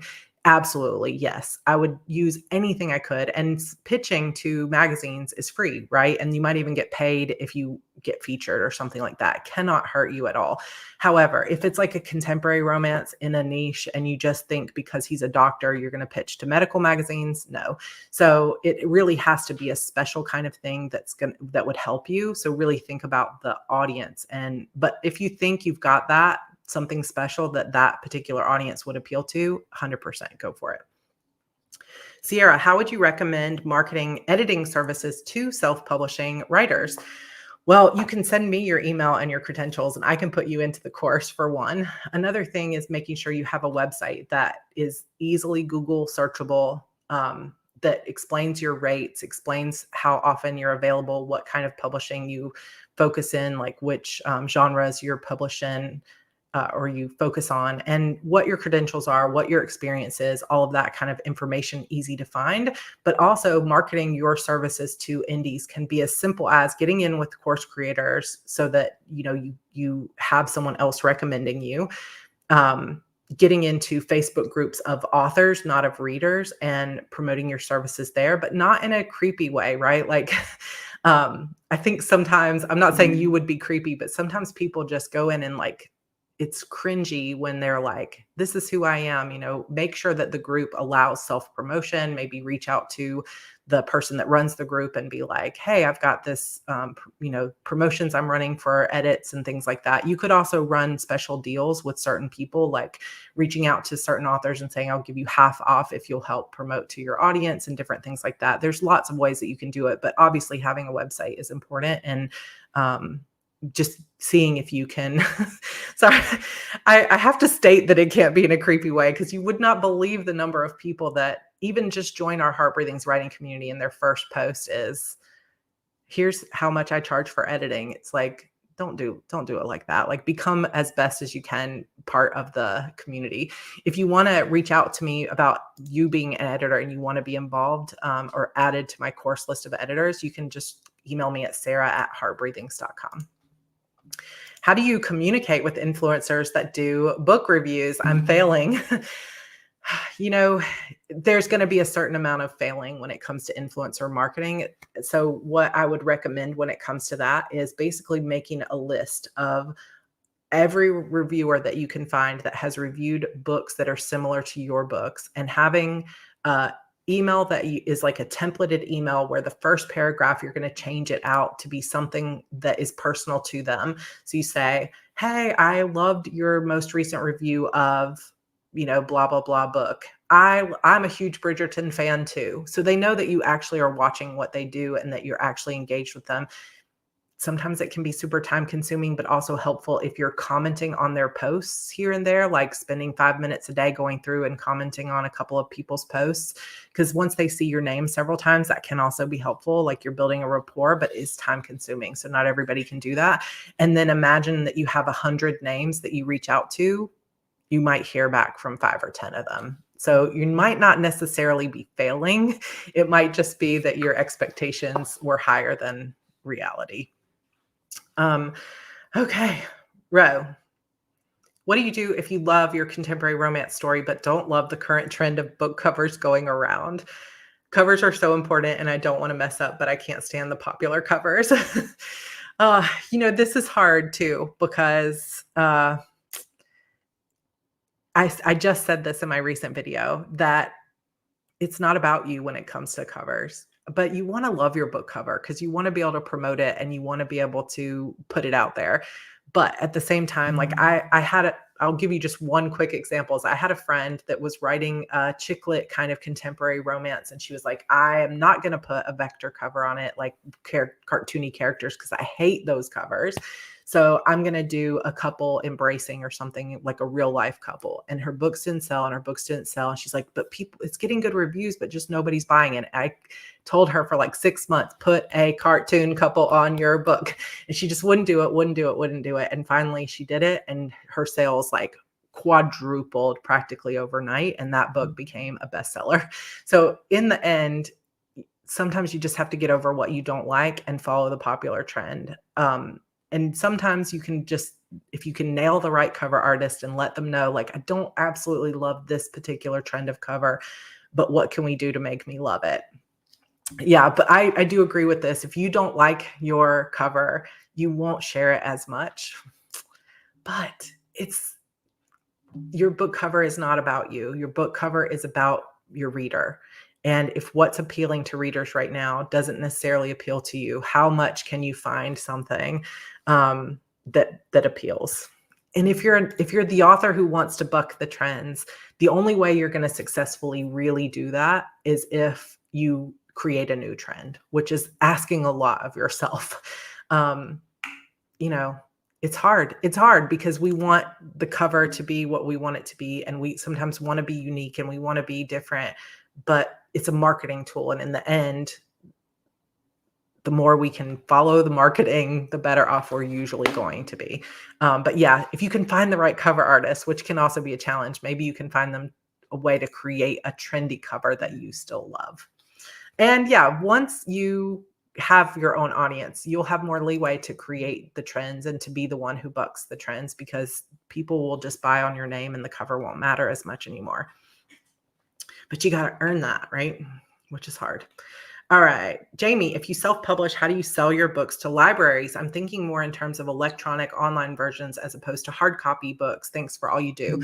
It's easy to a degree and also difficult. So libraries, you can make your books available to libraries in ebook through Kobo and through Draft to Digital. Those are kind of the two biggest ways that people get their books into libraries, because it will go into like the Overdrive, Libby, Libby catalog. I was like, not calendar, catalog. But just because your book is available to Overdrive does not mean that each individual library is just going to naturally stock it. So that's where it's easy and also difficult, because a lot of times if you really, really want to go hard into libraries, you have to do some of the legwork yourself of calling up the person that is in charge of ebook acquisitions and say, hey, I have this great book that would be perfect for your teen catalog. Calling them up, sending them emails, that kind of thing. And it takes a little bit of legwork until you are really well known. Like I've sold over 1 million books. Most libraries don't have my books in them, except when readers have gone to their libraries and said, will you please carry this? And then I'll see that a whole lot, my whole collection is in a certain library. So it's easy to make them available to libraries, but sometimes you've either got to really encourage your readers to go and ask their library to carry it, or you need to send a lot of emails out to start getting them to carry it. Chelsea, I've done a lot of research into marketing self-published books, and most guides have a list that goes something like this. 1, identify target audience. 2, become active wherever your target audience is active and engage in activities that are not self-promotion. 3, occasionally mention your book once you've established credibility in the community. That's great, but I feel like there's a huge step between steps 1 and 2 that is just ignored. Once I know my book's target audience, how do I figure out where they are active? Such a good question, and not as hard as you might think it is. One of the biggest things that you can do for yourself as you begin writing is figure out who are your comp authors, meaning who are the other authors that you think, if somebody likes that person's books, they'll love my books. And if you can make a list of those people, 10, 15, 20 authors, mix of trad and indie authors that are like, oh, anybody who loves XYZ's books is going to love my books. Then you can start to do some market research. Go on to Instagram, for example, and search for that person's books or their hashtag. Look for their profile and see, are they active on Instagram? How many engagements do their books get? How many book reviewers are talking about those books? And then you can get a kind of sense for, here's the audience for these types of books on Instagram. Go to TikTok, do the same thing. And if you see that, like, let's say it's dark romance, for example, and like all the dark romance people that you follow on Instagram, they're either not there or they have like 1,000 followers. But on TikTok, they have 500,000 followers and they get tons of views and the readers are super voracious and there's lots of comments. Then you know that your people hang out in TikTok. And it takes a little bit of time, but you can just do this like every afternoon for a couple of weeks, where you just sort of search for a couple authors that you think are similar to you. Check out Instagram, see how many comments they're getting, see how many people are talking about their books over here, see how fast people comment on their most recent posts. or if they're even over there at all. Same thing with checking out if they have a reader group on Facebook and how many people are in that reader group and how often are people posting there, those kind of things. That's how you can start to find out. You can also do an exercise that we go through in, oh, thank you, Cassie Ray. have to drop, but thank you. It's so good to see you as always, my friend. Thank you so much. If you are going through that process of trying to find your comp authors, then you'll definitely start to see pretty quickly if you start following them around where their readers are most active. But you can also do an exercise called Ideal Reader Avatar, where you basically come up with a fake profile of who your ideal reader is. We go through this in Publish and Thrive class. And once you have their demographic, like I think my ideal reader is a mom who's between 35 and 40, and she makes this much money and whatever, like you can go through kind of a fake avatar. Then you can actually do some research on Google, just being like, where do moms 35 to 40 hang out online? And it'll be like Instagram and TikTok, or whatever. So those kind of things can be helpful. I'm starting my author Instagram. The problem is I haven't published my book yet.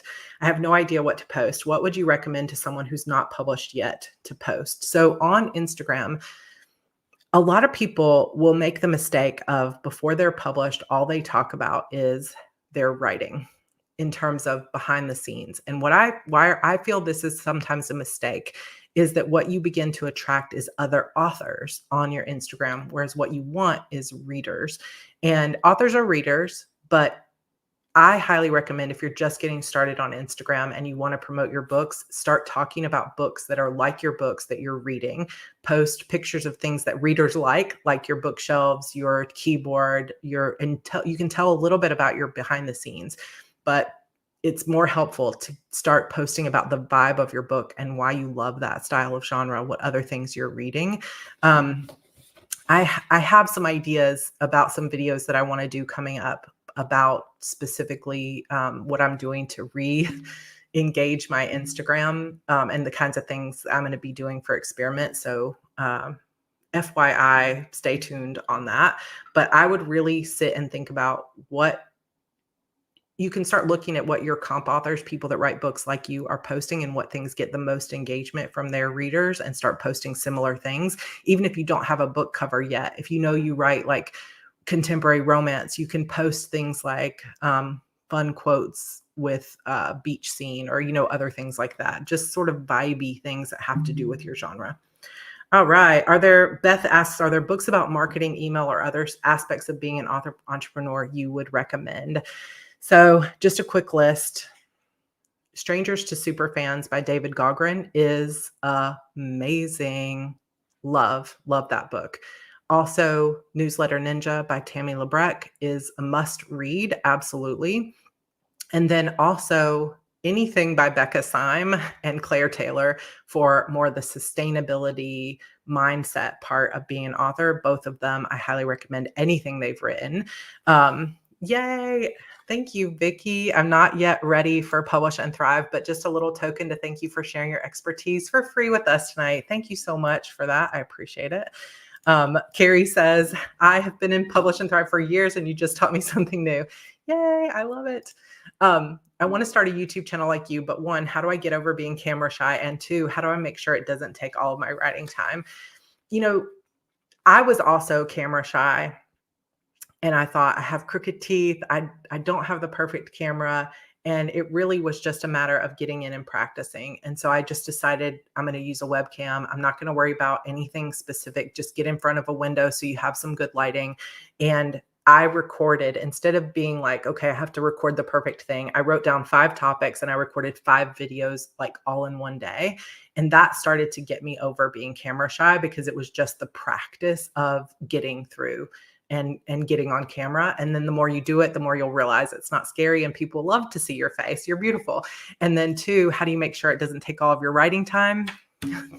I'm still trying to figure that one out. I think coming up with early on your standard operating procedures Yeah, Marie Forleo was exactly the same person I was looking at from the beginning. I was like, oh, I need a set like she does, and I need perfect hair and like different outfit every time, and it just wasn't achievable. And most people probably didn't even want that from me, right? You guys love me for my flaws. I think in terms of just saying like, how do I get over it? It's just a matter of practice. And then in terms of not letting take up all your writing time, is what I'm starting to understand now is that it can feel very tempting to put the videos first in your priorities because it's due tomorrow, whereas the writing is just whenever I get it done. So what I'm learning to do now is say, no, this is my priority, is the writing. And if the video doesn't come out, the video doesn't come out. Oh my gosh, Cynthia, this is so kind. I've been watching you for years. You're the main reason I finally took the plunge and wrote the darn book. So thank you for giving it with your help and advice. Thank you so much. That is super generous and I really appreciate it. Anna says, oh, super sticker. Thank you so much. You guys are so nice. Oh my gosh, I'm just going to leave this feeling so uplifted. So hopefully you will also feel uplifted as well. I know it's a lot of information all at once, and hopefully you're getting it. And this will be on replay as soon as we get out. All right. What are your tips for growing and managing your social media? How can you grow your following while remaining true to yourself and your values and prioritizing your well-being? So for example, I see a lot of book talkers using AI art to advertise their world and characters, but I don't want to promote the toxicity that comes with AI art, especially being an artist myself, but I'm not sure if my art is going to appeal to the masses, and I can't pump it out as fast as a computer, and I can't afford to commission artists. So unfortunately, AI is a great tool for inspiration, but I don't personally support the commercial use of it in any way, even if it's just for views. Yeah. I mean, in the end, even if you see someone else doing something that is giving them an advantage, but it doesn't line up with your personal values, you just can't do it, right? Because you're going to regret it. It's not going to get you the same results it's getting them because they believe in it and you don't. And there's some piece of that energy is going to come through. So if you don't believe in AI art and you don't want to promote it and you don't want to pull that on you, like any kind of negative vibes on you because people will criticize you as an artist for using AI art, then just don't use AI art. And you have to really find your personal, way of getting your own art across. And you don't know if it's going to appeal to the masses until you start posting your art, right? So you could do it and it could really start to resonate with people. And you could start more of a platform of like, I'm using my own art here. And this is, my personal passion going out into the world. But I think we all have to find that line between what are we doing for, marketing, and how far are we willing to go in terms of our own ethics and morality. And it's going to be different for everybody else, right? Not everybody believes that AI art is wrong. And so it's just their own personal beliefs about it. So yay, super sticker. Thank you, Zoe. I appreciate it. Thank you for being encouraging. Good to see you, Phoebe. I know it's overwhelming, but you're here and I'm proud of you. Okay, I'm going to answer some of these questions from the chat as well. But I did feel like Katie had something to say that I missed. Katie, start where you're able to for whatever reason you do, because by starting, you're moving forward. Yes, that is such good advice. And, growing and managing social media, it's hard to give advice on that in like 3 minutes. So I don't want to take up all our time with it, but it's just be true to yourself and experiment. And one of the biggest things that you can do is when you try new things, notice what's working and what's not working. So if you post 5 different reels and one of them gets twice as many views as everything else, do more like that. And it can just be like going in like you're an FBI agent searching for the evidence of which thing does the best, and not just posting the same thing over and over and over again, but really trying new things, seeing what other people in your genre are doing that does align with your values, and saying, oh, every time. Like for me, I've noticed anytime I show myself typing on a keyboard, I get a lot of views because writers love keyboards, right? Or anytime I show my book covers, it gets more views. So you start to notice patterns and keep leaning into those patterns. And that's going to help you begin to grow on social media. All right. Jane says, how do you write a blurb for a series of books? For instance, when you're selling a box set. So the way that I have done box set blurbs is having some kind of tagline at the top and then literally just saying book one is this, but taking the blurb for book one, which might be 3 paragraphs, and turning it into just one summary paragraph. Book two, this summary paragraph. Book three, this summary paragraph. And that's the way that I have done my book blurbs before. And that's the way a lot of people will do it. That way in the blurb, you're showing how many books and what each book is about. The only way I wouldn't do that, or I would make sure that you don't have spoilers for book one in your blurb for book two. So for example, like if I said for book two, said something like, well, now that Harper has defeated such and such, it's like, oh no, now we know that's how that book one ends. So just be careful that you don't have spoilers in that blurb. But otherwise it's pretty simple. Just find kind of that first paragraph that is going to be your tagline or your hook for the box set, which could be as simple as over 1 million books sold, right? Like something like that could be enough of a hook, and then get into book one, book two, book three. How do you come up with a series title? This is also something, series and book titles we cover pretty extensively inside the Publish and Thrive course, but it's really series title and book titles. As much as you can, be thinking about the keywords that someone would use to search for your book. So what I'm not talking about is keyword stuffing your title. So for example, I wouldn't say beautiful demons and then the title of the series becomes a young adult paranormal book you won't be able to put down. You will see people do that. I don't personally choose to do that. But I might put, if I were redoing this series, I probably would put the word witches in it, because more people think of witches than they do demons. So it's called the Shadow Demon Saga, but I wish that I had titled it with something witches, because I think that would show up better in searches. But we kind of go over some of that stuff, and I feel like I'm running out of time to answer this more specifically. But if you have further questions, you guys can email me. I'll try to get to them as much as possible. All right, Stephanie, hey, I heard you should use your IG feed for promotions and marketing, and stories for life-related stuff as a way to connect to readers. Do you find this to be accurate? Yeah, I mean, I think that stories in general tend to be more casual, conversational than your promotions and marketing. But at the same time, there are a couple of people that I follow that are so good. Like Andrea Crowder is sort of RRT specialist who is just incredible. I love all her courses. She does a really good mix of promotional stuff and personal stuff in her stories. Her Instagram is @love_Andrea Crowder, and she's so good at it. So I think that you can put promotions and marketing stuff in your stories as well. But I do think feed can often be, it's like stories are for the people that want to come and hear more about you, but your feed is really about like, how do I bring in more people, I think often, but that's an interesting thing to think about. I don't know. Yeah, for authors, who says this? That's how my friend does it. And she's a full-time author using Insta as her main social. I do think that can be true when I think about it just for authors, that really, if you keep your main feed to book stuff, and then your stories can be your more personal, like see your face kind of stuff, I think that can be a good way to do it. Opinions on Bella and serials to push you to finish a draft. I mean, I think it's pretty brilliant. And the only difference though is that serials and what does well on Bella, sometimes depending on your writing style, is going to be very different than what does really well in a book. So I naturally write cliffhangers at the end of every chapter. So like I can do a serial that also ends up as a novel. But if you write a little more calm and slow, then each chapter might not have some kind of big reveal or a big cliffhanger or a big thing, because you just write kind of calmer genre.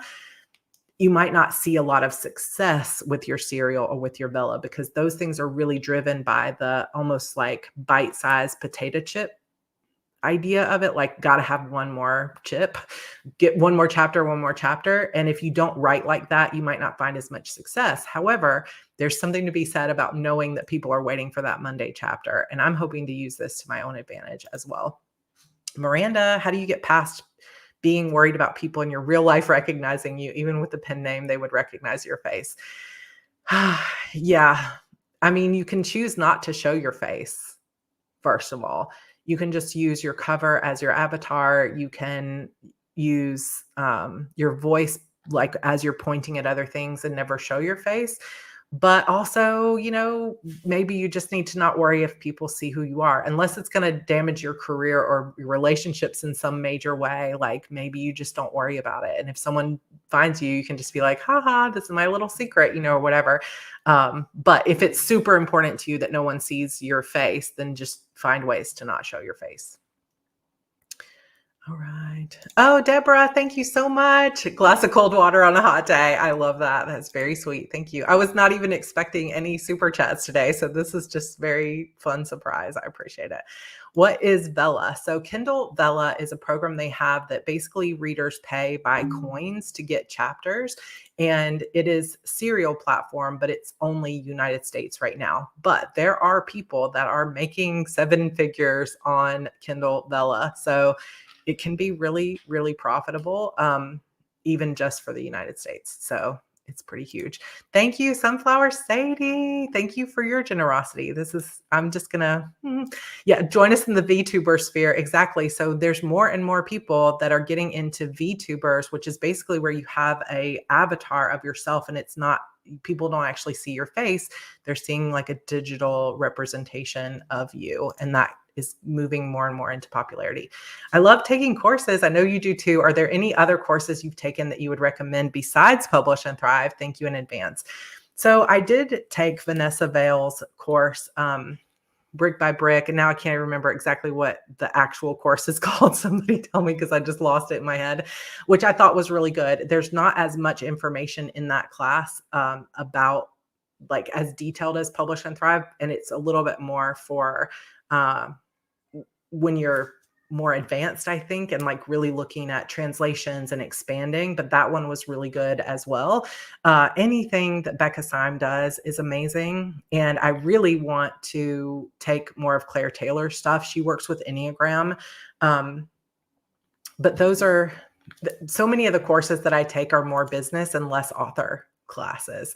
But I've had a lot of requests for talking about courses that I have loved. So yeah. Oh, this is another good one. Ronnie, I haven't taken this class either, but Ronnie Lauren has several classes that are specifically for writing romance. And then of course, one of my best friends, Ines Johnson, also has some classes on screenwriting and writing fast paced and different things like that. And then Leslie Penelope has an amazing class on world building. So just all of those. I've also heard really good things about Theodora Taylor's basically butter course. I don't know if that's still running right now, but I don't know if she runs that in a cohort. But thank you so much, American Geek. You guys are very sweet. Like I'm just going to leave smiling from ear to ear. Thank you for all your inspiration and advice. The reason I finally finished writing a book. Good job, Amy. I'm so proud of you. Yeah, Becca also has Patreon, which is amazing. Margie Lawson. Margie Lawson has amazing classes on the craft of writing, like dun, dun, dun. Don't we all need this? Highly, highly recommend. I know I have enough super chats to go to dinner. So this is super, super nice. I really appreciate it. Please help. My book is a novel for kids 7 to 10. I've set up my categories correctly, but for some reason, Amazon is categorized as YA. I've tried to get them to change this. Sometimes it's what's in your blurb and your keywords that are doing it. So sometimes I would recommend going through your actual blurb and making sure that you're not using any terms that would make it seem more young adult. I don't know if that applies to you or not. If you want to send me an email, sarah@heartbreathings.com, I can look at your page and tell you if anything I see is making it jump out. But right now, a lot of people are having problems with their categories. So the best thing I can say is look at your blurb, double check your keywords and any other metadata that you have connected to your book and make sure that's all categorized correctly. And then just keep emailing them literally every day and be like, this is not a YA, this is middle grade, this is middle grade, this is middle grade, and just keep pounding them on it because it can often depend on where they put you in the store. All right, we only have 3 minutes left, but I still have one page left. So what I'm going to do just real quick is answer a couple questions about Publish and Thrive. Obviously, thrifty tips for authors course. Thank you, Jeremy Couture, coming in for the win. Thank you so much, my friend. So a few questions about Publish and Thrive. And if I didn't, I think there's only 2 questions I didn't fully get to. So I will email you separately if you gave me your email. Linda had asked, is Publish and Thrive helpful for people who don't plan on writing fiction? Yes, there are sections on marketing nonfiction, and everything I talk about in this course applies to nonfiction as well. The things that we don't go as deep into is things like really building your platform for nonfiction and how to like organize a nonfiction novel or a nonfiction book. We mostly focus on the process of starting your business and that kind of thing and how to market, but we don't go into like, how do you organize your thoughts into a book? So it's helpful for nonfiction, but there are going to be some gaps. Margaret says, I'm in England. Can I sign up on July 31st since that's my payday? Yes. Course is open until August 3rd. So that's next Saturday at noon Eastern. I'll close the enrollment, and then we will get started like an hour later for our Q&A or our kickoff call. Fox says, will Publish and Thrive work for someone neurodivergent? So I feel like so many authors are neurodivergent, whether it's autistic or ADHD or ADHD. I try to always put into my teachings and into my thought processes, how can this be accessible for everybody? So that's why I give you not just videos where you can watch me with captions, but I also give you transcripts. I give you the slides that you can print out. I give you an index. I give you a private podcast so you can just listen to the information, because I know that everybody learns differently and everybody learns kind of in their own way. So I always try to be mindful. That being said, it sort of depends on if you feel overwhelmed. Like if this chat has overwhelmed you, that there's too much information, then you might need a little bit more support. But I am always available to give more support. If I can give you a better way of going through it, or I can give you another schedule, so you're not trying to get through it in 6 weeks, but I can give you a schedule to go through it in maybe the next 3 months or something instead, that can be helpful. But we have had successful students across a wide spectrum of neurodivergence. And I hope that I give support in lots of different learning styles and lots of different ways. Jade says, would you say Publish and Thrive is more of an organization type program versus going through the publishing process, or is it a mix? It's really a mix. So it's literally everything. If you guys want to stay, you can. If not, I totally understand if you have to drop off, but I'm going to just pull up the back end of Publish and Thrive for some of you to kind of see. This is the way the course is arranged. And we have all of this like starting stuff here, but we have module 1 where we go over pretty much everything from successful mindset to algorithms and how the vendors work, to your publishing strategy and how to choose your genre, how to do market research. So this is all the foundational stuff like book cover art, book and series titles. How do you describe your book and get your taglines? Making decisions like, are you going to be wide or are you going to be exclusive to Kindle? Using pen names, that kind of thing. And then each module, we have a 2-hour Q&A just like this every single week. And we run the course twice a year. So you get to come back through it. So if the first time through, you only make it through modules 1 and 2, you've got access to everything for a lifetime and any updates for free and all the future Q&As for free. Module 2, we go into the actual publishing. So we talk about your metadata, your ISBNs, how to choose your keywords and categories. We talk about specifically how to format your book. And then there's a walkthrough of every single vendor. So Amazon, Apple, Barnes & Noble, Google Play, Kobo, Draft2Digital, Ingram Spark. I specifically go through every single box that you will encounter and say, here's how you fill this out. Here's how you make decisions. And then I fill you in on the secret things that nobody knows or nobody tells you about, like signing contracts and taxes and all those kind of things. We talk about audiobooks and serialized fictions, libraries, selling direct on your store. That's module 2. Really, the first 2 modules are worth the price of the course.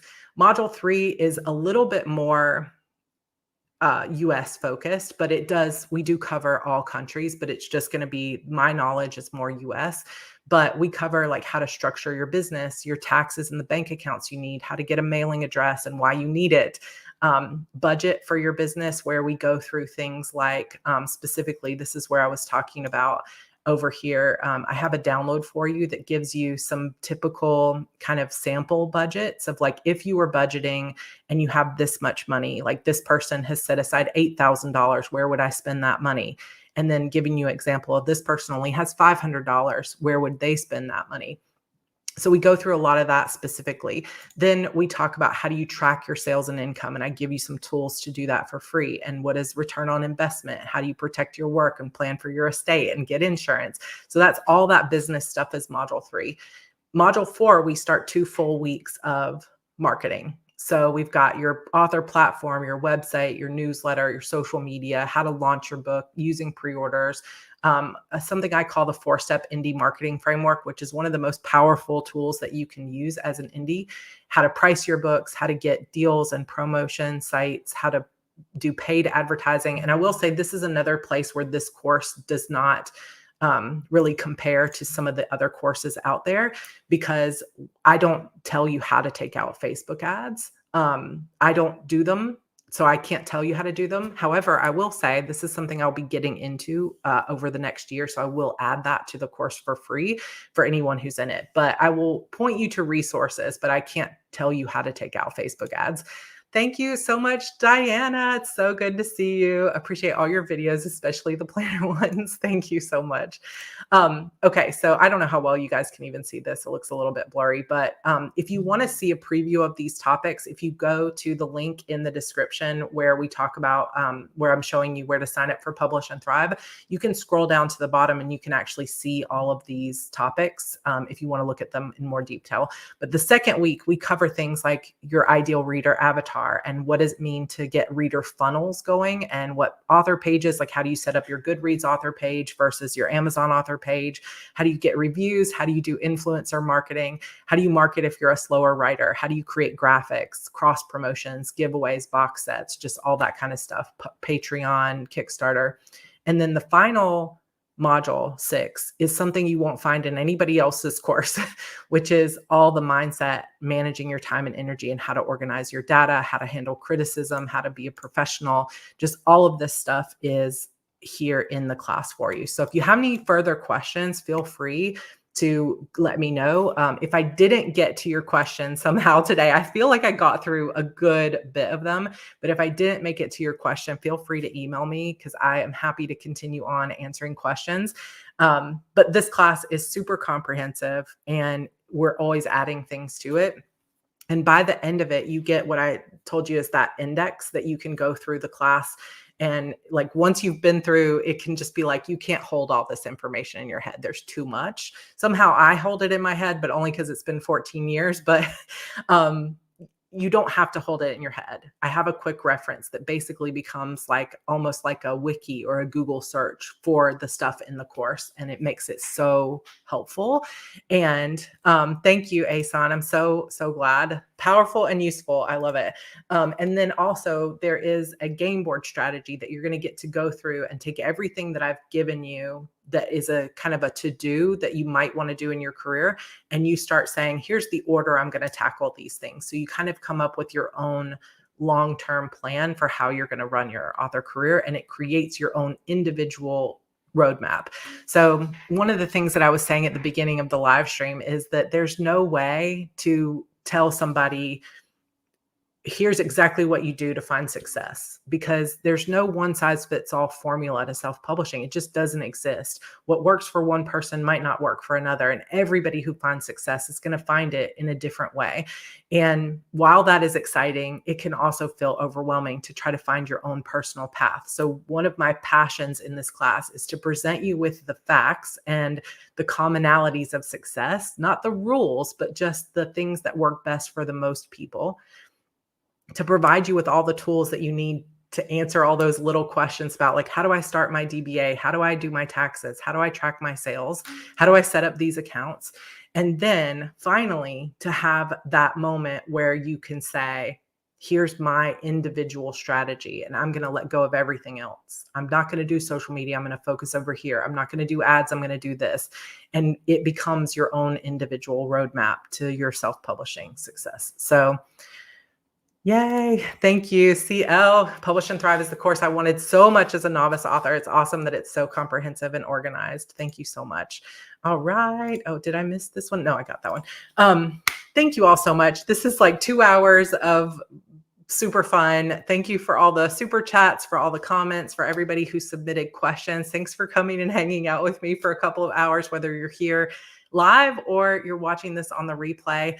And I know that Publish and Thrive or other courses is not always accessible for everybody. So you might not be in a place right now where you're ready to start it, but just know that I'm here to support you. So if there's ever a video, there's other things that you want to do, I am here to help as much as I can. I can create videos, I can support, I can answer emails as much as I can. Will it help you actually write the story? So this is another question. Somebody says, if I'm still in the process of writing my first book, is it good to sign up for Publish and Thrive? This is not a writing course. So I'm glad that you asked that. It's definitely more of a publishing course.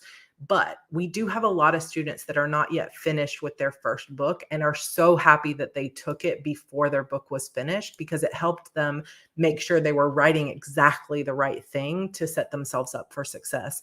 Because if you start in certain ways, it's going to potentially hurt you in the long run. So it helps you with that strategy, but it's not going to be a writing class in terms of craft and fiction and that kind of thing. But it might light a fire under you that you get motivated, and now you have all the support. It's yeah, exactly. Melinda says it helped me get it done. There are so many people that say, yeah, I really got excited about the process. So if you feel like getting the information and having your strategy in place is going to motivate you to finish, now is the time. However, if you feel like the more information you have, the more paralyzed you feel, you might want to wait till your book is finished and you're more ready for this next step of information. Thank you so much, Sarah, for the super sticker. This is super sweet of you. I think anytime that you're feeling like you want to start learning this stuff and getting yourself going, because it can help you build that runway, even if it's a year before you publish your book. And, all of our alumni here can tell you that there isn't a week that goes by in our Publish and Thrive Facebook group, which we have, I think, almost 3,000 people in there now, that somebody doesn't say, I published my book for the first time, or I just found, got my first 100 people in my newsletter list, or I just published my third book. And there's just a magic about once you have and you feel empowered by having all this information and knowing that you have a support group that you can go to ask questions, that are people that are aligned with you and with your values and are going to help you with that blurb and help you with that cover. And you don't have to feel like you're doing it all alone, or you have to go find an audience. I keep hitting this microphone. It's just that built-in support system. And so if you can join, I would absolutely love to have you. If now is not the time, we will run it again in February. I'm not sure if I'll run it twice next year, but I think I probably will. I have 3 full shelves of alumni books that show how Publish and Thrive can get you to that first book. And I'm moving into a 4th shelf, and that doesn't even include all the ebooks. Those are just the books people have sent to me in paperback, which is only probably a quarter of the people that have started publishing. So it's magical. You know that you will be taking a class from somebody who genuinely cares about you. And just so you're aware, we do have payment plans. So you can get started for just $45 a month or $90 a month if you want a 6-month payment plan. But if now's not the time for you, I'm very low pressure. I just want to help as much as I can. So if you have any questions, I'll be available in email over the next week. You have until next Saturday to sign up for this round. And again, the link to join is down below. But I just want to say, if you are looking at the indie publishing route, it can be one of the most rewarding things that you ever do in your life, because it gives you a chance to do it your way.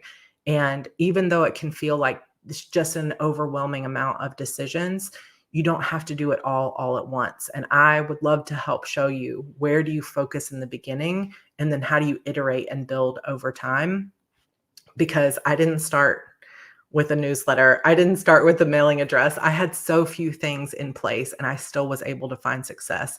So you can do it imperfectly and one step at a time at your own pace and still be successful. And if I can be a voice of encouragement for you, I would love to do that. So, all right. Thank you all so much for being here. Thank you for the super chats. That was very unexpected.